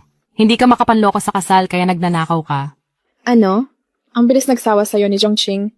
Ang pagkakakilanlan at ari-arian mo ay babawiin at babalik ka sa dati mong anyo. Pumunta ka sa pamilya bay para magnakaw. Ate, tawagan mo ang pulis. Hayaan mong arestuhin siya ng pulis. Ate, bakit nakatayo ka pa rin dyan? Hindi mo ba naaalala na sa bidding meeting noon, paano niya ininsulto ang pamilya bay natin? Anong nangyayari? Bakit bumalik ang pamilya bay na wala ang aura ng dayuhang Diyos? Hindi pa ako nakakita ng ganitong kakaibang bagay. Mukhang kailangan itong pag-isipan ng mabuti. Kailangan kong imbestigahan ng maingat. Nakikita kong hindi siya nagsasalita, sigurado akong may kasalanan siya. Nahuli namin siya sa akto. Wala nang dapat pagtalunan. Halika, dalhin siya sa opisyal. Sandali lang. Ma, bagaman gusto ni Ning Xiaoyao ang feudal na pamahiin, potensyal ng panyan, ngunit isa pa rin siyang matuwid na tao. Hindi siya ang tipo ng tao na nagnanakaw ng manok at aso. Ginang, nanguna akong dumating sa inyong bahay, sinabi ko na, Dumating ako sa pamilya Bai, ang pinakamahalagang layunin ay upang magbayad ng utang na loob. Umaasa ako na para lang sa pagliligtas ng aking buhay, bigyan mo ako ng pagkakataong makabayad. Gusto ng isang pulubi na magbayad ng utang na loob. Sapat na hindi ka nagdudulot ng gulo sa akin. Talagang nakakatawa. Magbabayad ka ng utang na loob sa pamilya Bai? Karapat-dapat ka ba? Hayaan mong linawin ko sa iyo ngayon. Hindi kailangan ng aming pamilya Bai ang iyong pagbabayad ng utang na loob. Umalis ka na rito ngayon. Hindi ako makakalis. Ang pamilya Bai ay may... Maano sa tingin mo? Ang aming pamilya Ning at Bai ay matagal nang magkaibigan. Ang pamilya Bai, sing parangal de pamilya. Kung paalisin namin siya, sasabihin ng mga tao sa labas na hindi pinahahalagahan ng pamilya Bai ang matagal ng pagkakaibigan. Sa tingin ko ay dapat natin siyang panatilihin. Ate, paano mo tatanggapin ang taong ito? Hindi ba ito pag-imbita ng lobo sa bahay? Sige, Sion. Ang bagay na ito ay tungkol sa dangal ng pamilya Bai. Nakapagdesisyon na ako. Huwag mo na akong pilitin pa. Gayunpaman, Ning Xiaoyao, kung gusto mong manatili, kailangan mong alisin ang iyong pamahiin at pagsasalita ng kalokohan. At ang paraan mo ng pang-api sa iba gamit ang kapangyarihan mo. At ang kayabangan. Sumasang-ayon ka ba? Ang kakaibang pangyayari ba sa pamilya Bai ay may kinalaman sa pulseras na ito? Sige, ipinapangako ko sa iyo. Ning Xiaoyao, sa pagkakataong ito, kailangan kitang turuan ng leksyon at ipaalam sa iyo ang katotohanan na kailangan mong maging malakas sa sarili mo. Mula ngayon dito ka natitira. Ikaw mismo ang maglilinis ng kwarto. Huwag kang gumalagala ng basta-basta. At kung maglakas loob kang sadyang saktan kami ni Xion, lagot ka. Naiintindihan ko.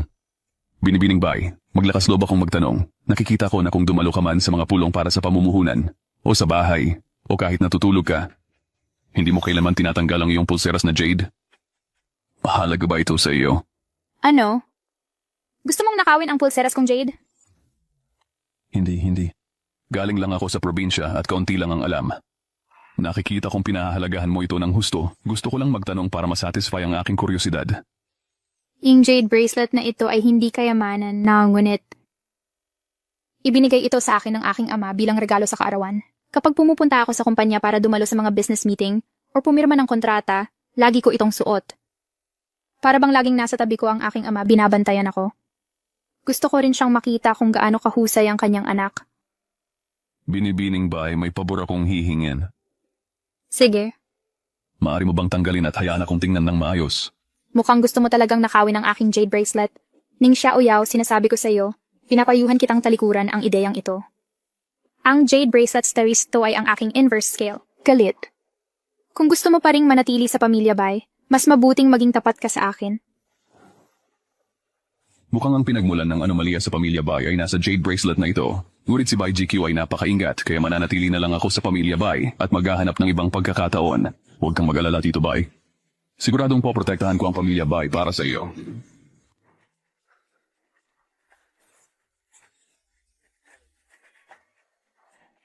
Kumain ka lang ng kumain.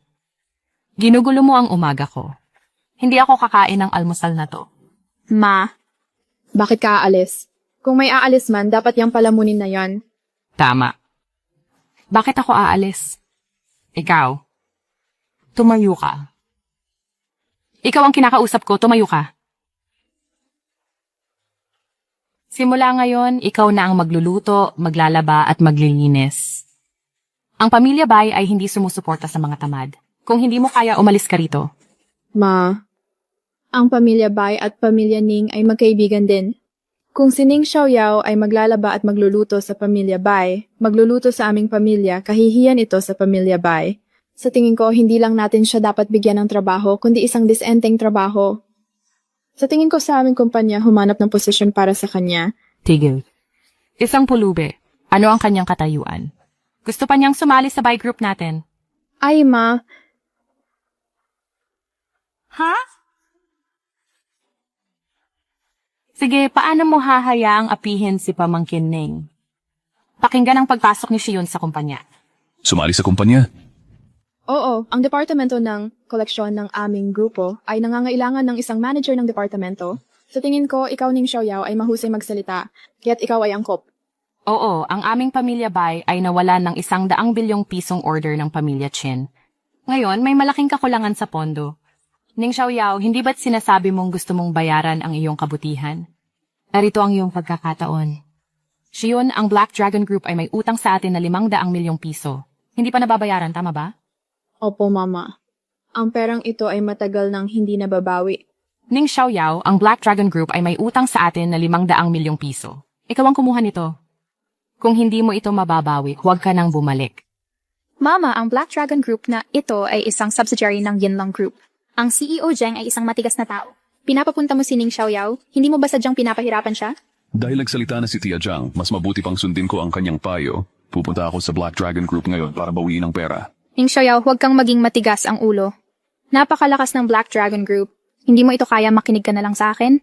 Ate, sa tingin ko napakagaling ni Ning Xiaoyao. Hindi ba't kilala niya ang panganay na anak ng pamilya Zhong?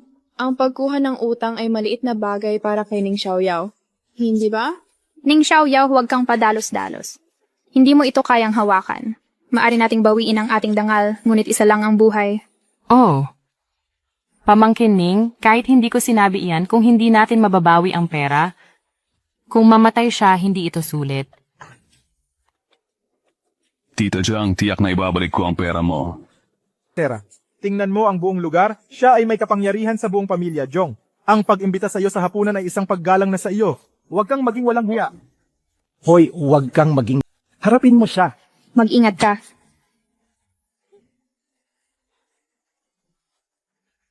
Akala mo magaling kang lumaban, di ba? Walang silbi ang pagiging magaling lumaban.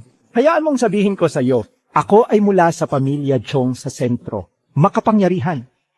Kung maglakas loob kang hawakan ako, kaya kong patayin ang buong pamilya mo sa isang pitik lang ng daliri. Ang pamilya Jong sa sentro. Punyeta ka. Ang pamilya mo ay talagang makapangyarihan, ha? At gusto niyang patayin ang buong pamilya ko. Kung may lakas ka ng loob, sabihin mo ang pangalan mo. Kung hindi mo ako kayang patayin ngayon, mahaba pa ang panahon para magkaabutan tayo.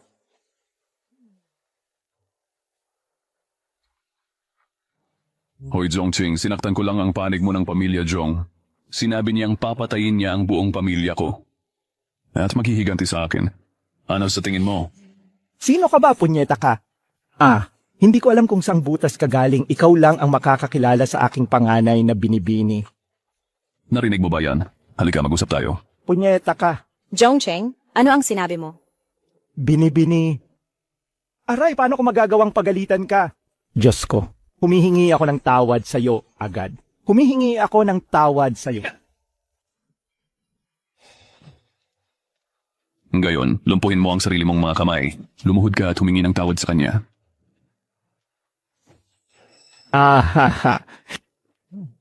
Hindi ba't pinapagalitan mo ako para ilabas ang galit mo? Bakit ka nagagalit? Ning Xiaoyao, nakalimutan mo na ba ang ipinangako mo sa akin? Sinabi ko sa'yo na huwag gamitin ang pangalan ni Zhongqing. Tinawagan mo pa si Zhongqing. Kung hindi mo natawagan si Zhongqing ngayon, hindi mo siya natawagan. Naisip mo ba ang mga kahihinatnan? Ay, tinawagan ko si Zhongqing. Nagsiselos ka. Ikaw. Nagsiselos ka lang. Umuwi ka na mag-isa. Huwag mo akong hintayin. Bagay lang sa'yo ang maging single.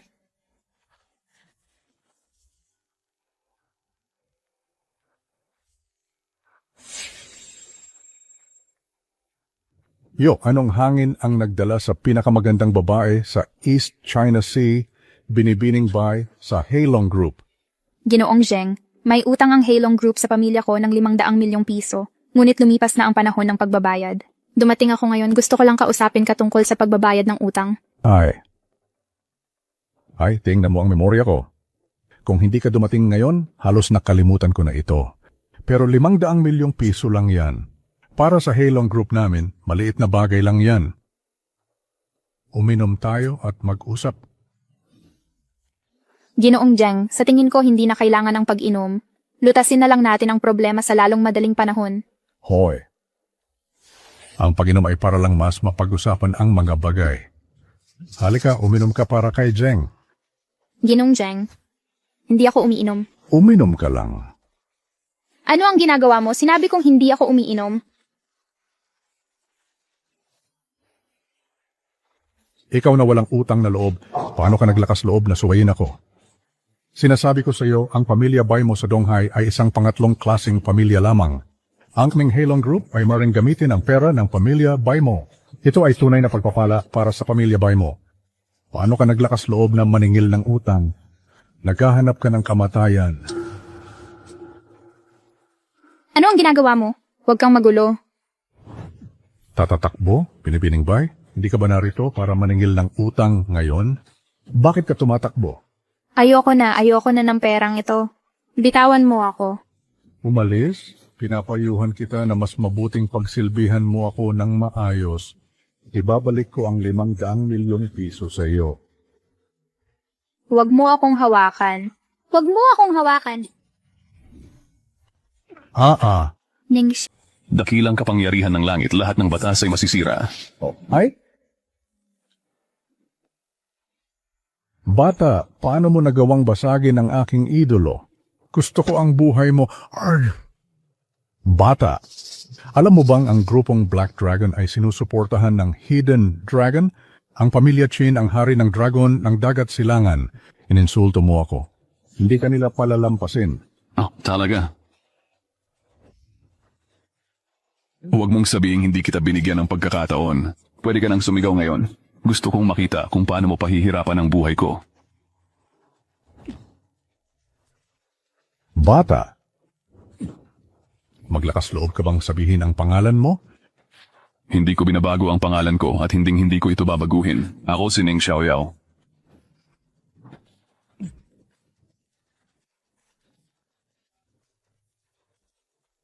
Hello, Ginoong Wang.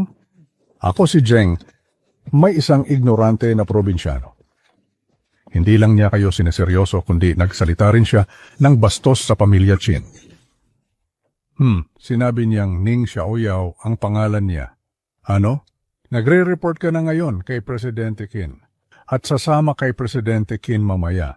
Sige po, binabantayan ko na ang lalaking ito ngayon. Tapos ka na, bata. Sandali lang.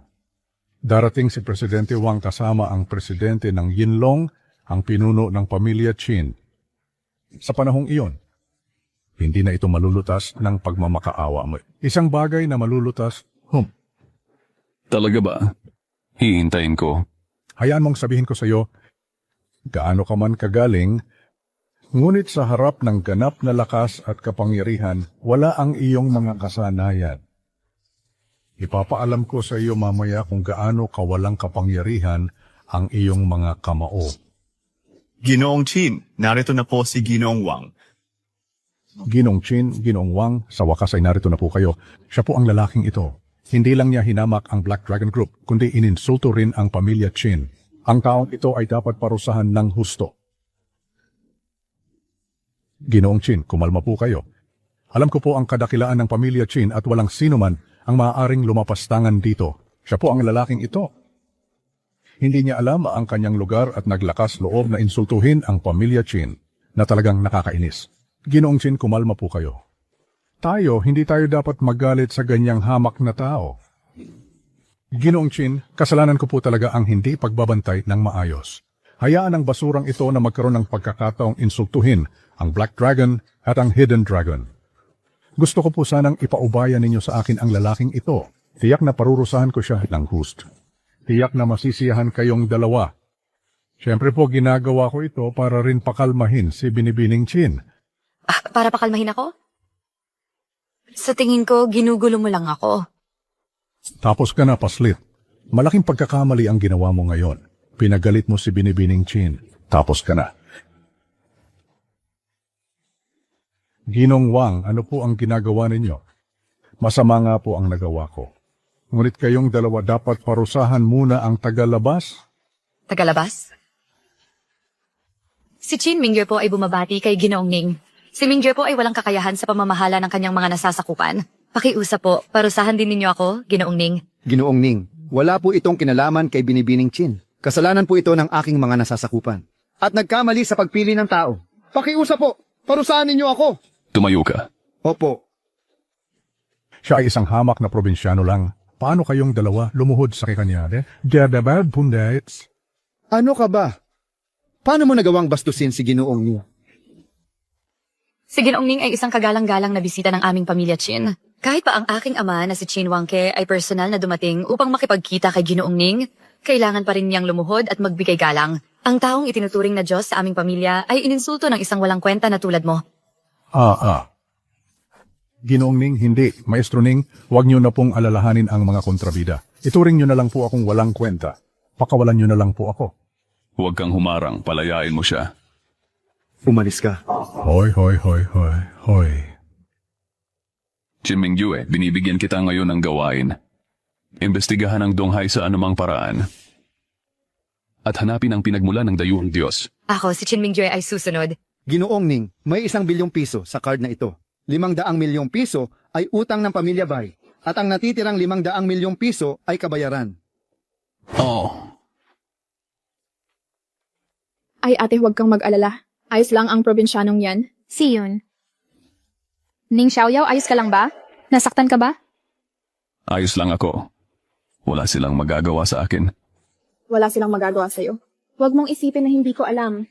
Lumuhod ka kay Ginoong Zheng at nagbigay pugay para humingi ng tawad. Kaya kanila pinakawalan. Ngunit handa akong umamin ng pagkatalo. Hindi mo nabawi ang pera. Kaya umalis ka na sa pamilya Bai ngayon? Oh, utang, babalik ako. Hindi lang ako nakabawi ng 500 milyong pisong utang nila sa atin, kundi 500 milyon pa. 1 bilyon lahat. Ning Xiaoyao, huwag mong isipin na makakagawa ka lang ng kung ano-anong kalokohan at akala mo ay maluloko mo ang aming pamilya Bai. Sa likod ng itim na dragon ay ang nakatagong dragon, ang hari ng dragon ng East China Sea. Sabi mo hindi lang nabawi mo ang pera kundi 500 milyon pa. Sa tingin mo ba ay tanga ako? Sige na, Yun. Ning Xiaoyao, ayos ka lang. At huwag kang mag-alala. Iniligtas mo ako, hindi kita paalisin sa pamilya Bai. Ngunit kung hindi mo ito mababawi, ayos lang. Bakit kailangan mong magsinungaling? Hindi ako nagsinungaling sa iyo. Mayroon talagang 1 bilyong piso sa card na ito. Ang card ay medyo makatotohanan. Kung sino ang maniniwala na may 1 bilyong piso dyan? Sige, basta masaya ka. Bagamat hindi mo nabawi ang pera, ngunit dahil iniligtas mo ang aking kapatid, handa akong hayaan kang manatili sa pamilya Bai. Ngunit mula ngayon, kailangan mong gawin ang lahat ng gawaing bahay sa pamilya Bai. Hello, Ma.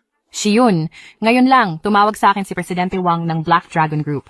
Sinabi niyang ang 500 milyong piso na utang niya sa atin ay babayaran ng buo. Hindi lang yan, bilang kabayaran, binigyan din niya tayo ng karagdagang 500 milyon. Yang bank card ay nasa kamay ni Ning Xiaoyao. Nasaan si Pamangkin Ning? Papuntahin mo siya agad. At kunin ang 1 bilyon para sa akin. Hoy. Ano? Totoo ang card na ito. Sa huli ang dahilan kung bakit mo nabawi ang pera ay dahil sa iyong swerte. Dahil nakilala mo si Chin Mingyue. Akala ko napakagaling mo. Sa huli, hindi ba't isang babae pa rin ang naglinis ng iyong kalat? Ngayon humingi ka kay Wang ng isa pang bank card. Humingi ka ng bank card. Tabla lang. Tabla lang. Nabawi ko ang pera. Ang card ay gawa ni Siyun. Pero sa bibig mo, tabla lang. Ning Xiaoyao, ano ang ibig mong sabihin? Tinupi ko ang card dahil hindi mo nilinaw. Sinasabi ko sa'yo, buti na lang humingi ka ng bago. Kung hindi, nagdulot ka sana ng malaking sakuna. Ikaw ang makasalanan na nagdulot ng pagkawala ng 1 bilyong piso sa pamilya Bai. Oops, Ma, kung si Ning Xiaoyao man ay nagmakaawa kay Chin Mingyue o hindi, ngunit ang utang na ito ay talagang nabawi ni Ning Xiaoyao. Sa lohika, ang kredito ay dapat kay Ning Xiaoyao. Sinabi kong tabla lang. Quid pro quo. Ano ba? Para sa basurang ito, gusto mo pa ring suwayin ang iyong ina? Ning Xiaoyao, sinasabi ko sa'yo, huwag mong isipin na dahil nabawi mo ang pera mo, may nagawa kang maganda. Nasa pamilya Bai ka, miyembro ka ng pamilya Bai. Ang pamilya Bai ang nagligtas sa buhay mo. Gumawa ka ng mga bagay para sa pamilya Bai. Normal lang yan. Ang dating kasunduan natin ay hindi na balido. Nagkataon lang na naghahanap ng trabaho si Shiyun. Hindi mo ba kilala si Chin Mingyue mula sa Yinlong? Maganda ang relasyon mo sa kanya. Paano naman ang Shiyun namin? Napakahusay niya at maganda ang kanyang kwalifikasyon. Humanap ka ng posisyon sa pamamahala para sa kanya. Hindi ba't makatwiran yan? Kailangan maging manager si Shiyun sa Yinlong. Kung hindi mo magawa, umalis ka sa pamilya Bai. Naku po, kailangan mo munang maging mahusay sa sarili mo. Nang sumali si Ning Xiaoyao sa pamilya ko, pinayuhan ko siyang huwag manloko at manuhol at huwag mangapi. Ngayon, hayaan siyang tulungan si Sion na makapasok sa likod bahay. Hindi ba't pareho lang yan kay Ning Xiaoyao? Ate, anong sinasabi mo? Gusto kong pumasok sa Yinglong. Kaya kong gawin yan sa sarili kong lakas. Mabait lang talaga ang nanay natin kaya naghahanap ng dahilan para panatilihin siya sa pamilya Bai. Hindi mo naman siguro iniisip na kailangan kong umasa sa basura na ito para makapasok sa inyong group, di ba? Tama si Shiyun. Sa kakayahan ni Shiyun, sapat na ang kakayahan niya para itayo ang Yinlong Group. Ang pagtulong sa talunan na ito ay dahil sa awa namin sa kanya. Dapat siyang magpasalamat.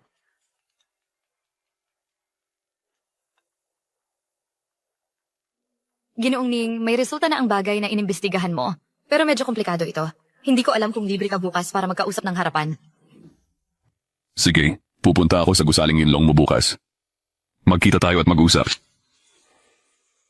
Nga pala, si Vice Yun ng pamilya Bai ay gustong maghanap ng trabaho sa grupong Yinlong mo. Tingnan mo at ayusin ang isang posisyon sa pamamahala para sa kanya. Naiintindihan ko po. Ginoong Ning, huwag po kayong mag-alala. Ayusin ko po ito ng maayos.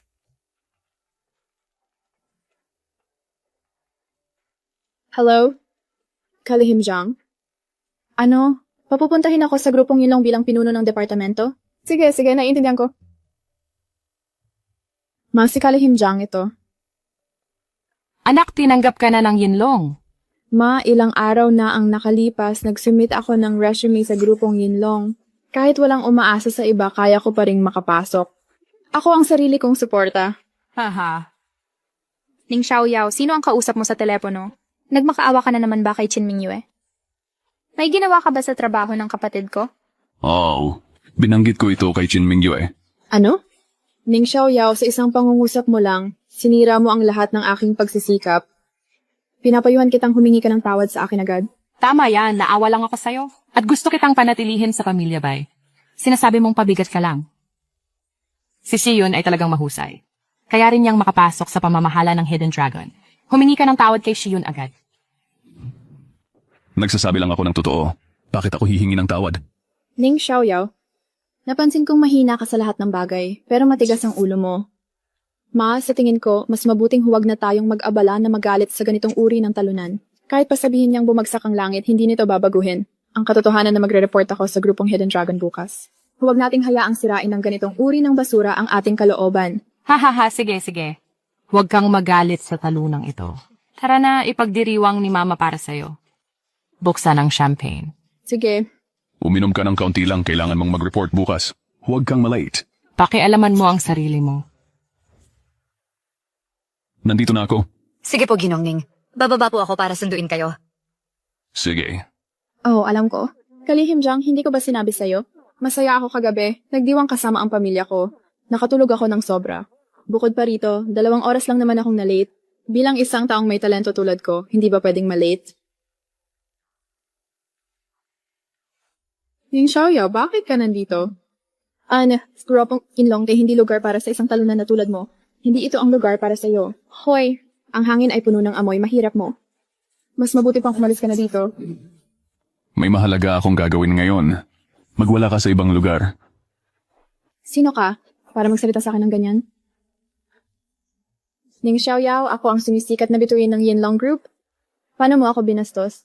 Security na saan ang security? Bilang pinuno ng departamento ng Yinlong Group, inuutusan ko kayo na paalisin ang taong ito dito.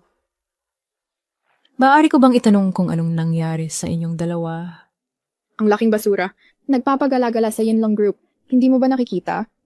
Hindi ko talaga alam. Anong ginagawa ng mga mabababang antas na staff? Ang mukha ng Hidden Dragon ay napahiya dahil sa inyo. Binibini, hindi ko sigurado kung ano ang sinasabi mo. Gayunpaman sa Yinlong Building, maraming tao ang dumarating at umaalis araw-araw. Hanggat maayos ang iyong pananamit at hindi nakakaapekto sa trabaho ng lahat, maaari silang magpahinga sa lobby.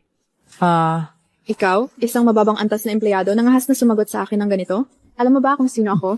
Vice Yun, tama na. Kung ganyan kakayabang, hindi ka na makakapasok sa Hidden Dragon na ito. Huwag kang pumasok, nananaginip ka ba? Hindi mo naman siguro iniisip na nakapasok ako sa Shadow Dragon, Hidden Dragon na bagong pasok lang. Sinasabi ko sa'yo, nakapasok ako sa sarili kong lakas sa Hidden Dragon at naging manager.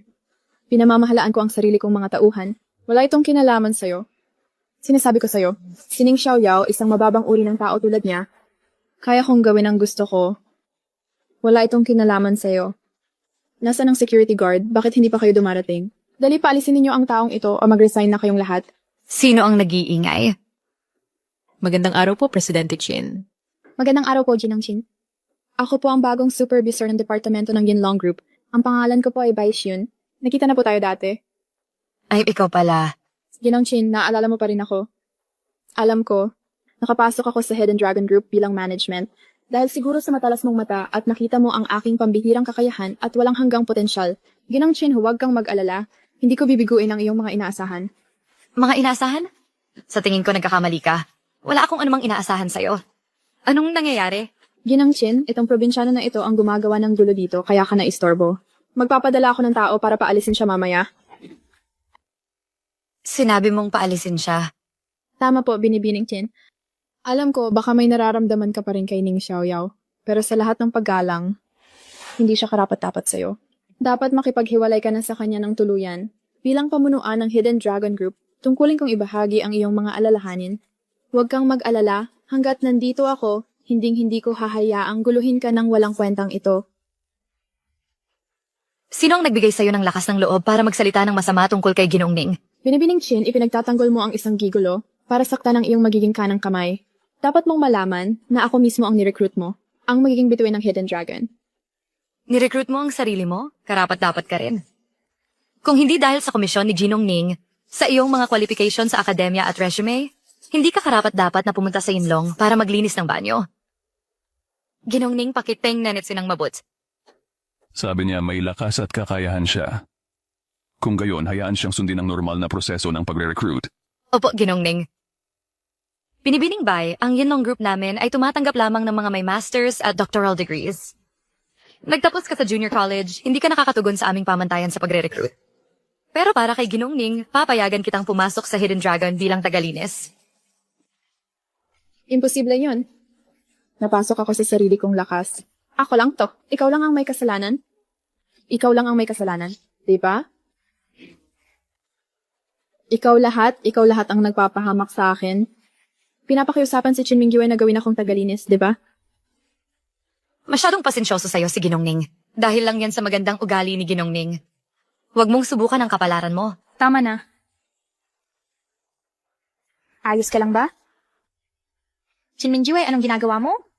Bakit mo sinaktan ang kapatid ko? Alam kong makapangyarihan ang pamilya Chin ninyo, pero hindi ninyo pwedeng apihin ang mga tao ng ganyan. At ikaw, nakatayo ka lang at nanonood, hinahayaan mong apihin ang kapatid ko ng basta-basta. Ate, nakipag-ugnayan si Ning Xiaoyao sa mga tagalabas para apihin ako. Kailangan mo akong tulungan. Ang agang kapatid mo ay mapangapi. Inaapi ang staff ko sa Yinlong. Dahil sa connection ni Ning kaya siya nakapasok sa Hidden Dragon. Imbes na magpasalamat, nagsalita pa siya ng masama kay Ginong Ning. Madali lang siyang saktan.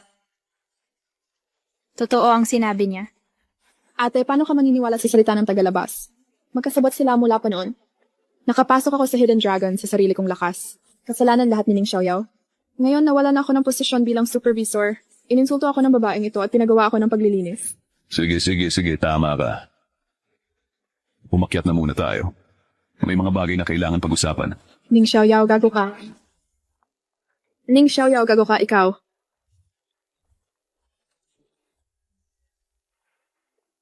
Huwag mo akong hawakan. Baka magkamali ng pagkakaintindi si Binibining Chin.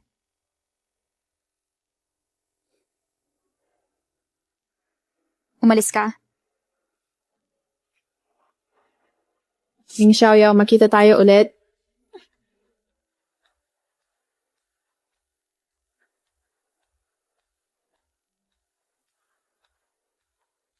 Ito ang selyo ng bundok Kunlun. Hindi ba't ang jade bracelet na ito ay regalo sa kaarawan ni Union? Bakit may selyo ng bundok Kunlun dito? Magulat. Ginong Ning, ako at ang aking ama ay masusing nag-imbestiga sa buong kumpanya ng Yinlong at sa East Sea. Wala kaming nakitang anumang bakas ng mga dayuhang Diyos. Gayunpaman, nang tanungin namin si Jeng ng Longtime Group, sinabi niya na sa kanyang opisina, ang estatwa ng dayuhang Diyos ay ibinigay ng isang kasosyo ng Liu Group. Ibinigay sa kanya. Pinaghihinalaan ko na ang dayuhang Diyos ay nakatago sa Liu Group. Kundi ang pamilya Liu ay isang first-class na pamilya sa kabisera. May espesyal na pagkakakilanlan kami ni MA kaya hindi kami makapag-imbestiga. Paano natin dapat desisyunan ang bagay na ito? Hoy, Ginong Ning. Sa wakas, tumawag ka na rin sa akin. Hoy, halika. Nandito ang kapatid ko. Bigyan mo ako ng kaunting respeto. Ingatan mo ang iyong mga salita. Okay. Hindi ka naman lumalapit sa akin ng walang dahilan. Sabihin mo anong kailangan mo sa akin. Pinagmasdan ko ang mga bituin kagabi. Nakita ko na may bumababang bituin ng kalamidad. Bituin ng kalamidad. Bababa ito sa iyong Zhong Building. Dalhin mo ako doon bukas at tutulungan kitang alisin ang kalamidad. Ginong Ning, sigurado ka bang hindi mo ako binibiro? Kailan ba ako nagsinungaling sa'yo? Magtiwala ka lang sa akin. Okay. Okay, magkita tayo bukas. Okay, makita tayo bukas. Sumama ka sa akin bukas. Opo? Ning Xiaoyao, ikaw nga, talagang makitid ang daan para sa mga mag-aaway. Paano mo nalaman? Nandito ako para sa isang interview sa Zhongxi Group at nandito ka na naman para guluhin ako. At ikaw, Chen Mingyue? Ang Zhong Group. Hindi ito ang teritoryo ng Chen mo. Hindi gagana ang mga panlilinlang mo dito. Sa aking lakas, malapit na akong sumali sa Zhong. Sa panahong iyon, ang Yinlong Group mo ay huwag nang mag-isip na makipagtulungan muli sa Zhong. Sabi ko, Ako at si Zhongqing ay magche-check sa ibabaw mamaya. Maglaro ka ng ayon sa pagkakataon. Oo. paano mo ako binabaliwala? Hintayin mo lang, talagang gagawin kitang maganda. Numero 129, Vice para sa interview. Nandito ako.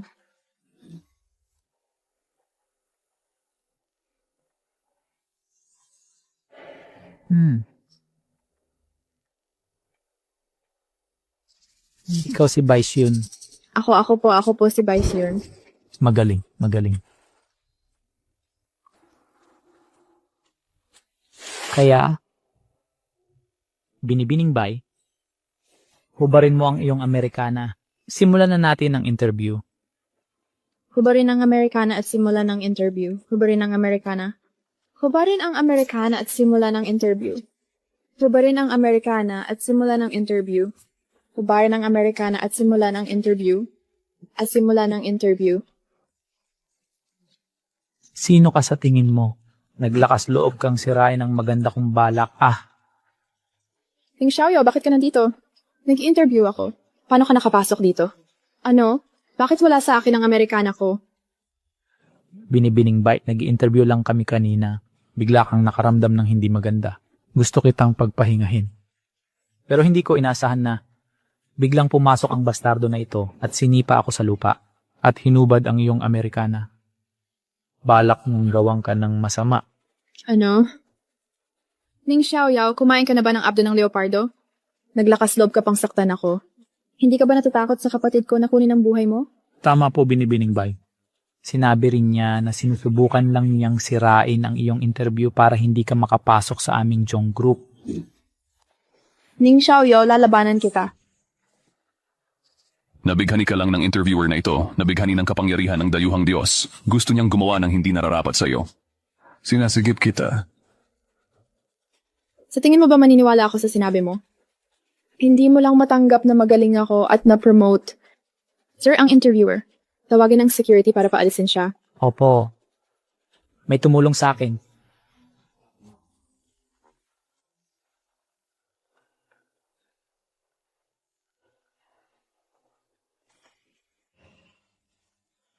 Manatili sa likod ko kung ayaw mong mamatay. Huwag kang gumalaw.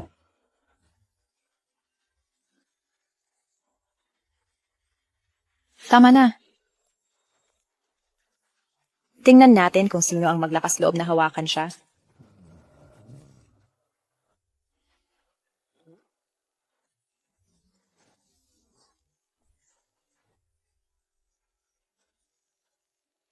Anong nangyayari? Paano sila naglakas loob na labanan ako? Ang mga security guard na ito ay kinontrol na ng mga dayuhang Diyos. Mga dayuhang Diyos?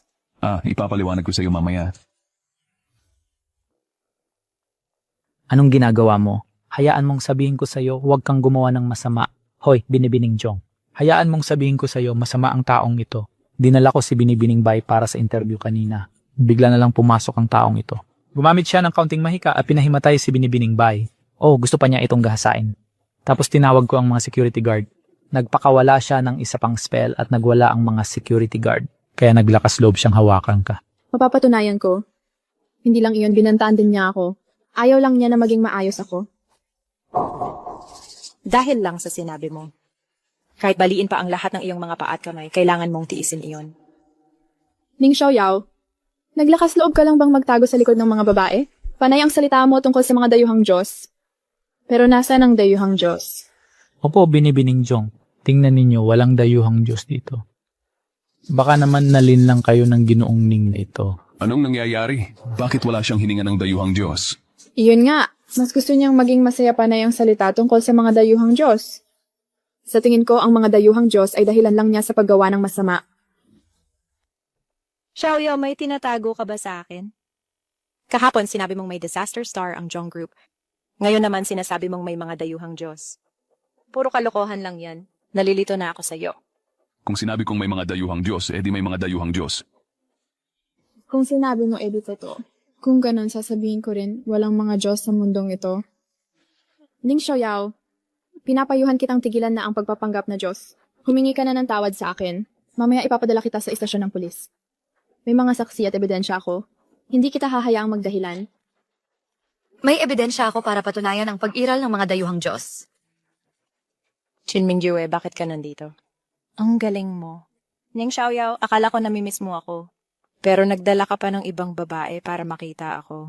Ano ba ako sa'yo? Zhongqing, nandito ako para tulungan ang pamilya Zhong mo na maiwasan ang mga sakuna. Tigil, Ning Xiaoyao. Bumaligtad ang kotse. Manahimik ka. Manahimik ka.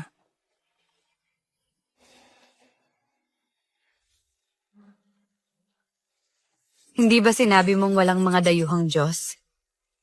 Ito ay isang estatwa lang para sa pagsamba. Isang idolo lang nagawa sa luwad. Ano ba itong mga sirang tanso at bakal? Talagang hindi ka susuko hanggat hindi ka palubusang nalulunod.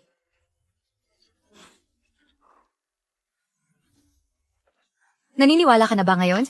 Kung hindi ka naniniwala sa akin, hindi ko alintana na subukan mo ulit. Hindi na kailangang subukan ulit. Naniniwala na ako. Hindi ko inaasahan na may dayuhang Diyos pala. Ang aming Jong Building, paano nagkaroon ng ganyang baluktot na paraan? Halos naniwala ako sa paninirang puri mo.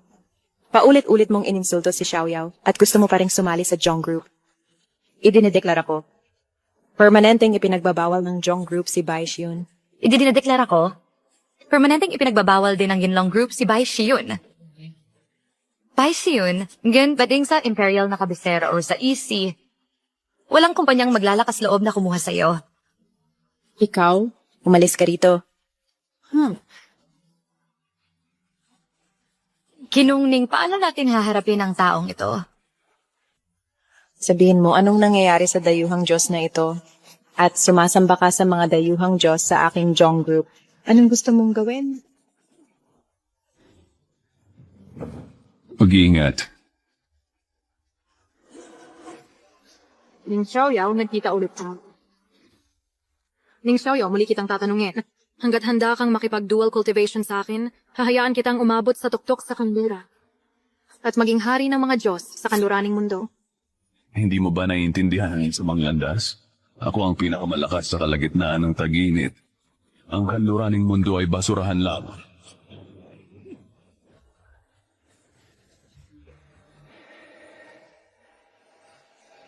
Ang espada ay galing sa langit. Walisin ang lahat ng demonyo.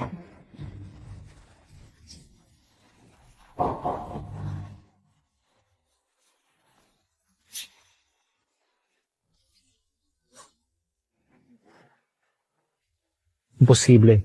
Bata ka lang. Paano ko papatayin ang avatar ng dayuhang Diyos? Sino ka? Oh, Ning Xiaoyao. Sino ka ba talaga? Kung hindi mo ipapaliwanag ng malinaw ngayon, hindi ka makakaalis.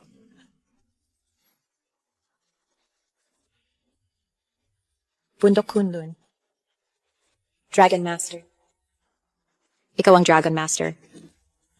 Ako nga ang Panginoong Dragon ng Bundok Kunlun. Bumaba ako ng bundok para sa Diyos na may pakpak na ahas. Ginugulo ng mga dayuhang Diyos ang Tsina. At binibigyan niya ang mga Tsino. Bilang Panginoong Dragon, natural lang na puksain ko ang mga demonyo at ipagtanggol ang tao. At ibalik ang isang maliwanag na mundo sa mga Tsino. Aba! Ikaw ang Panginoong Dragon. Hindi nakapagtataka. Hindi nakapagtataka. Ngayon na ikaw, ngayon na alam mo na ang tunay kong pagkatao. Magtapat ka na ngayon. Sinabi ko. Ang dayuhang Diyos na ito. Ibinigay sa akin ni Bai Jabaiya. Nilinlang niya ako na basta sumamba ako ng taos puso, makukuha ko ang gusto ko at makakakuha ako ng supernatural na kapangyarihan. Tapos magagawa ko ang lahat ng gusto ko. Tita Bai, paano naking siya? Baiya, paano siya nasangkot?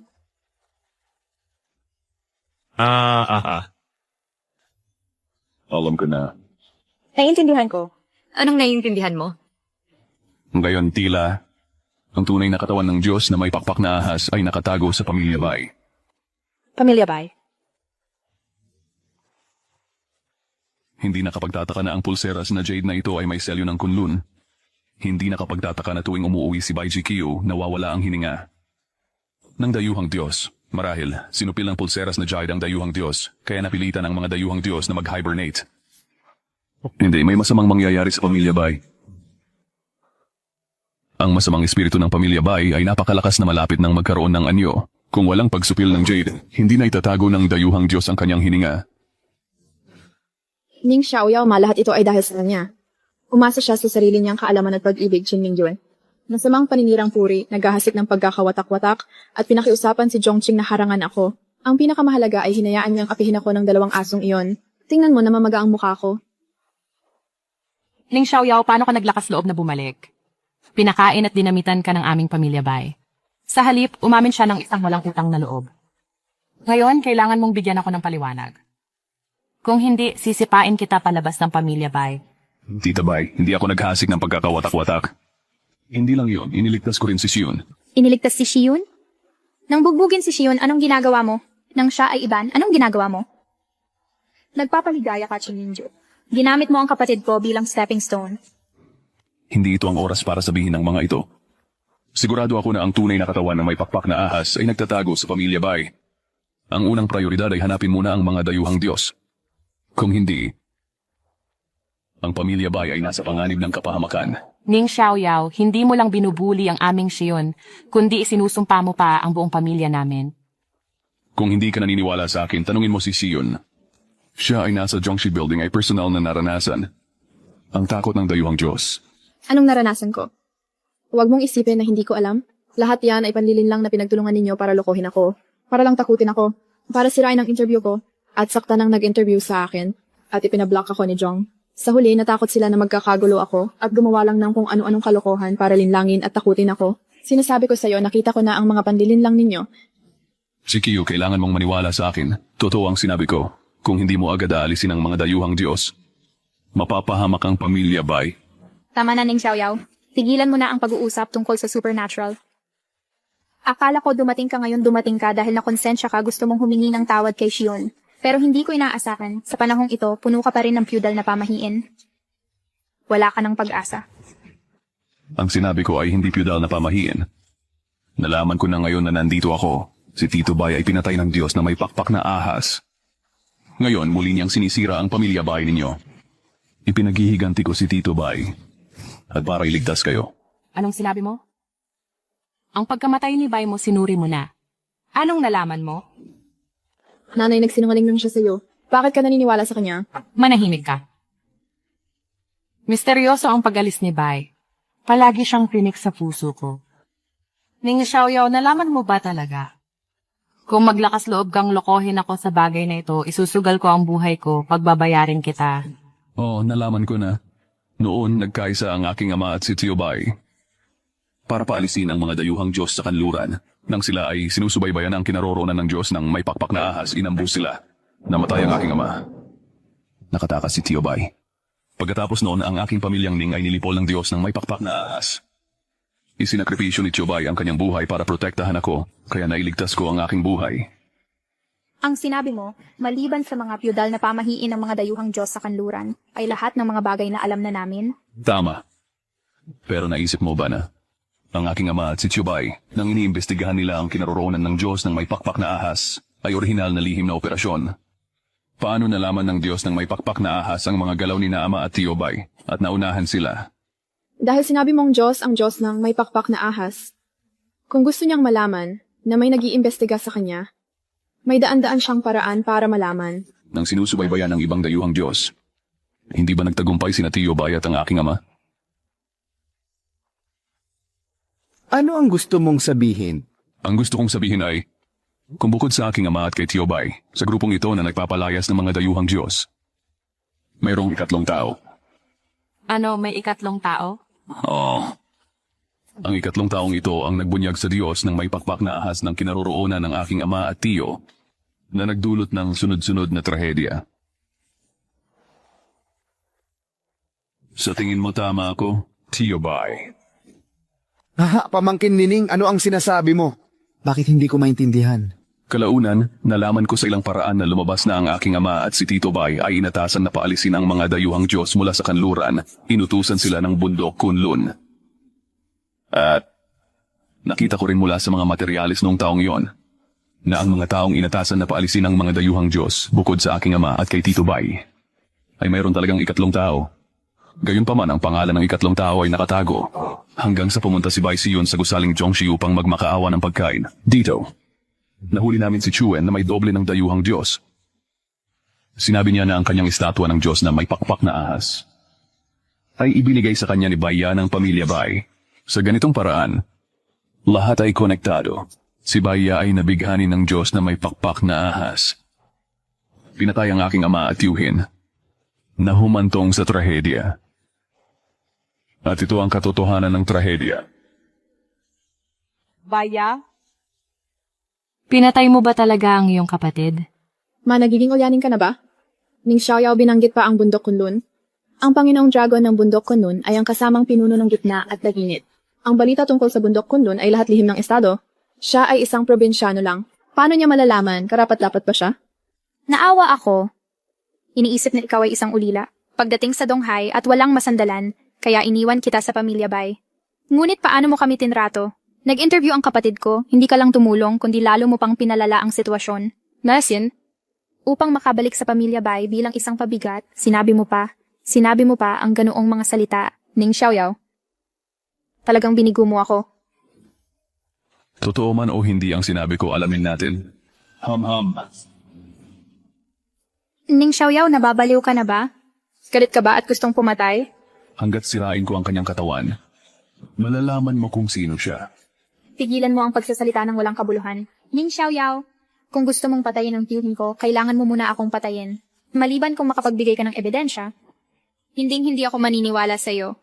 Gusto mo ng ebidensya? Kami ang ebidensya. Oh, mapapatunayan namin na may problema talaga si Baya. Bakit kayong dalawa na naman? Ning Xiaoyao, talagang minamaliit kita. May kakayahan kang gumawa ng 2 anak ng mayayamang pamilya na magbigay ng maling testimonya. Oo, alam ng lahat na. Ang relasyon ni Ning Xiaoyao sa mga pamilya Zhou at Qin ay napakababaw. Natural na pabor sila sa'yo. Kaya ang kanilang testimonya ay hindi man lang binibilang. Ako, ang Haring Dragon ng Dagat Silangan, kailangan pa bang magsinungaling sa pamilya Bai? Ning Xiaoyao, sinabi mong pinatay ni Bai Ya si Bai mo. May ebidensya ka ba? Sinabi ko hanggat sirain ko ang kanyang pisikal na katawan, malalantad ang katotohanan. Anong klaseng ebidensya ito? Pinatay mo ako, pero walang nangyari. Saan ako magrereklamo? Kung papatayin kita, may mangyayari ba? Alam mo yan. Tama na, Ning Xiaoyao. Hindi ko alam kung anong galit mo kay pangalawang Chubai na nagpapamamatay sa'yo. Hindi biro ang buhay ng tao. Kung totoo ang sinabi ni pangalawang Chu, kung papatayin mo siya, kung walang mangyayari, ano ang mangyayari? Kung gayon, ang buhay ko ay kasama niya. Ang buhay mo? Ang buhay mo ay walang halaga. Sino ang nagsabing walang halaga ang buhay ni Ginoong Ning? Kahit ang pamilya ninyong Bai, kahit kayong lahat, hindi kasing halaga ng isang hibla ng buhok ni Ginoong Ning. Sa katayuan ni Ginoong Ning, kung gusto niya ang buhay ni Bai Ya, kunin lang niya. Bakit pa siya gagawa ng anumang dahilan? Ang pagkakakilanlan ni Ning Xiaoyao, siya ay isang probinsyano lang, isang gigolo na umaasa sa mga babae.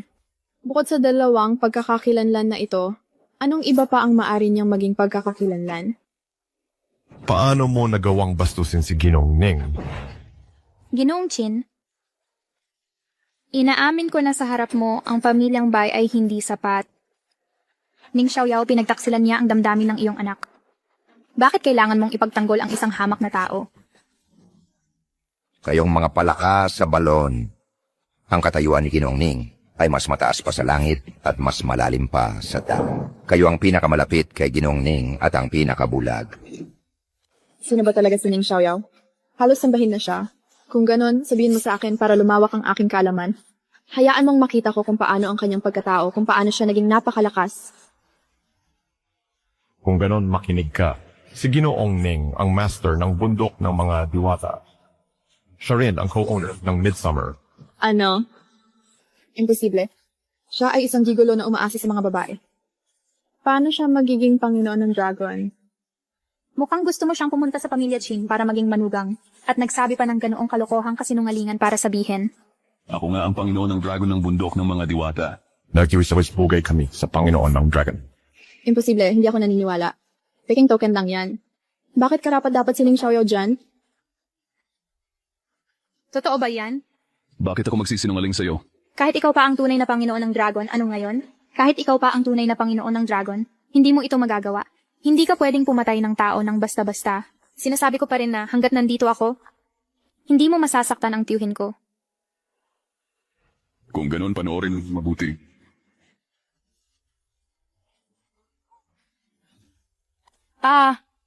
Ikaw! Anong ginawa mo? Pagpatay. Ayon sa sinabi mo, matagal nang kinain ng katawan ng may pakpak na ahas si Baya at naging kapalit. Ngayon patay na si Baya, bakit hindi pa lumalabas ang katawan ng may pakpak na ahas? Aking Dragon Master, paano mo ipapaliwanag sa amin? Tama. Hindi mo ba sinabi na kung mamatay si Tio, malalantad ang katotohanan? Kaya ano ang katotohanan ngayon? Oo. Hindi mo ba sinabi na kung mamatay si Chio, kung walang mangyayari, magpapakamatay ka? Kung gayon, dapat mo siyang bayaran. Ning Xiaoyao, tuparin mo ang iyong pangako. Panginoong Long, huwag po.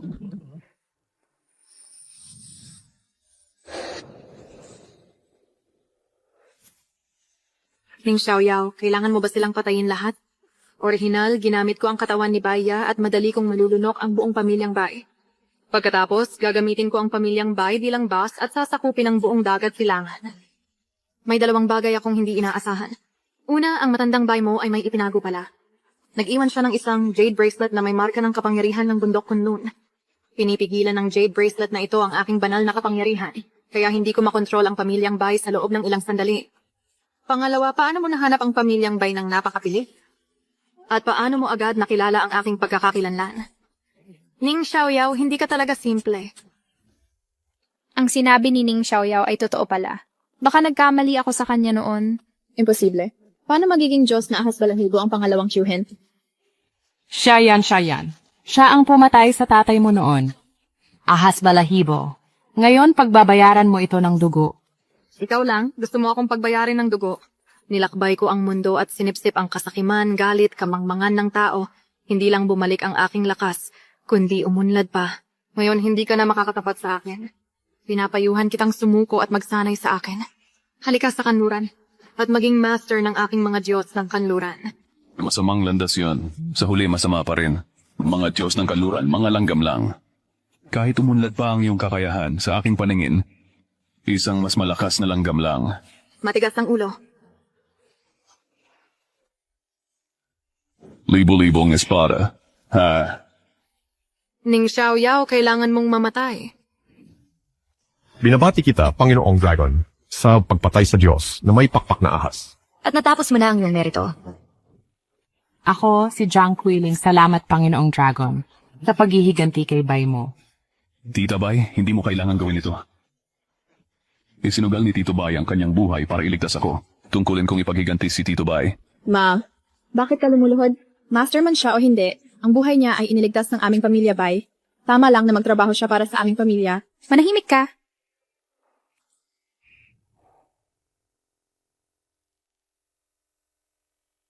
Patawad. Mali ako sa pagsisisi sa iyo nun. Ngayon, tila, ako ang mayabang. Tama si Binibining Bai. Talagang mayabang ka. Naaalala ko sa huling investment promotion meeting, ang tagumpay ng pamilya Bai ngayon ay dahil sa iyong mga pagsisikap by GQ. Ngunit alam mo ba na sa loob ng maraming taon, ang madalas na pakikipagtulungan ng aming grupong inlong sa iyong pamilya Bai ay dahil kay Ginoong Ning. Walang kinalaman sa iyong tinatawag na personal na kakayahan. Walang kinalaman sa iyong personal na kakayahan. Huwag kang magsalita. Noon sinaktan ni Baya ang aking pamilya Ning. Kalaunan, isinugal ni Tito Bai ang kanyang buhay para iligtas ako. Tabla na ang aming mga utang. Ang mga pagsisikap na ginawa ko para sa pamilya Bai sa loob ng maraming taon ay ang huling pagkakaibigan ko para sa pamilya Bai. Bilang huling pabor ko sa pamilya Bai. Ang pulseras na jade na ito ay isang regalo sa kaarawan na iniwan ni Tito Bai para sa iyo. Ngayon, bumalik na ito sa tunay na may-ari.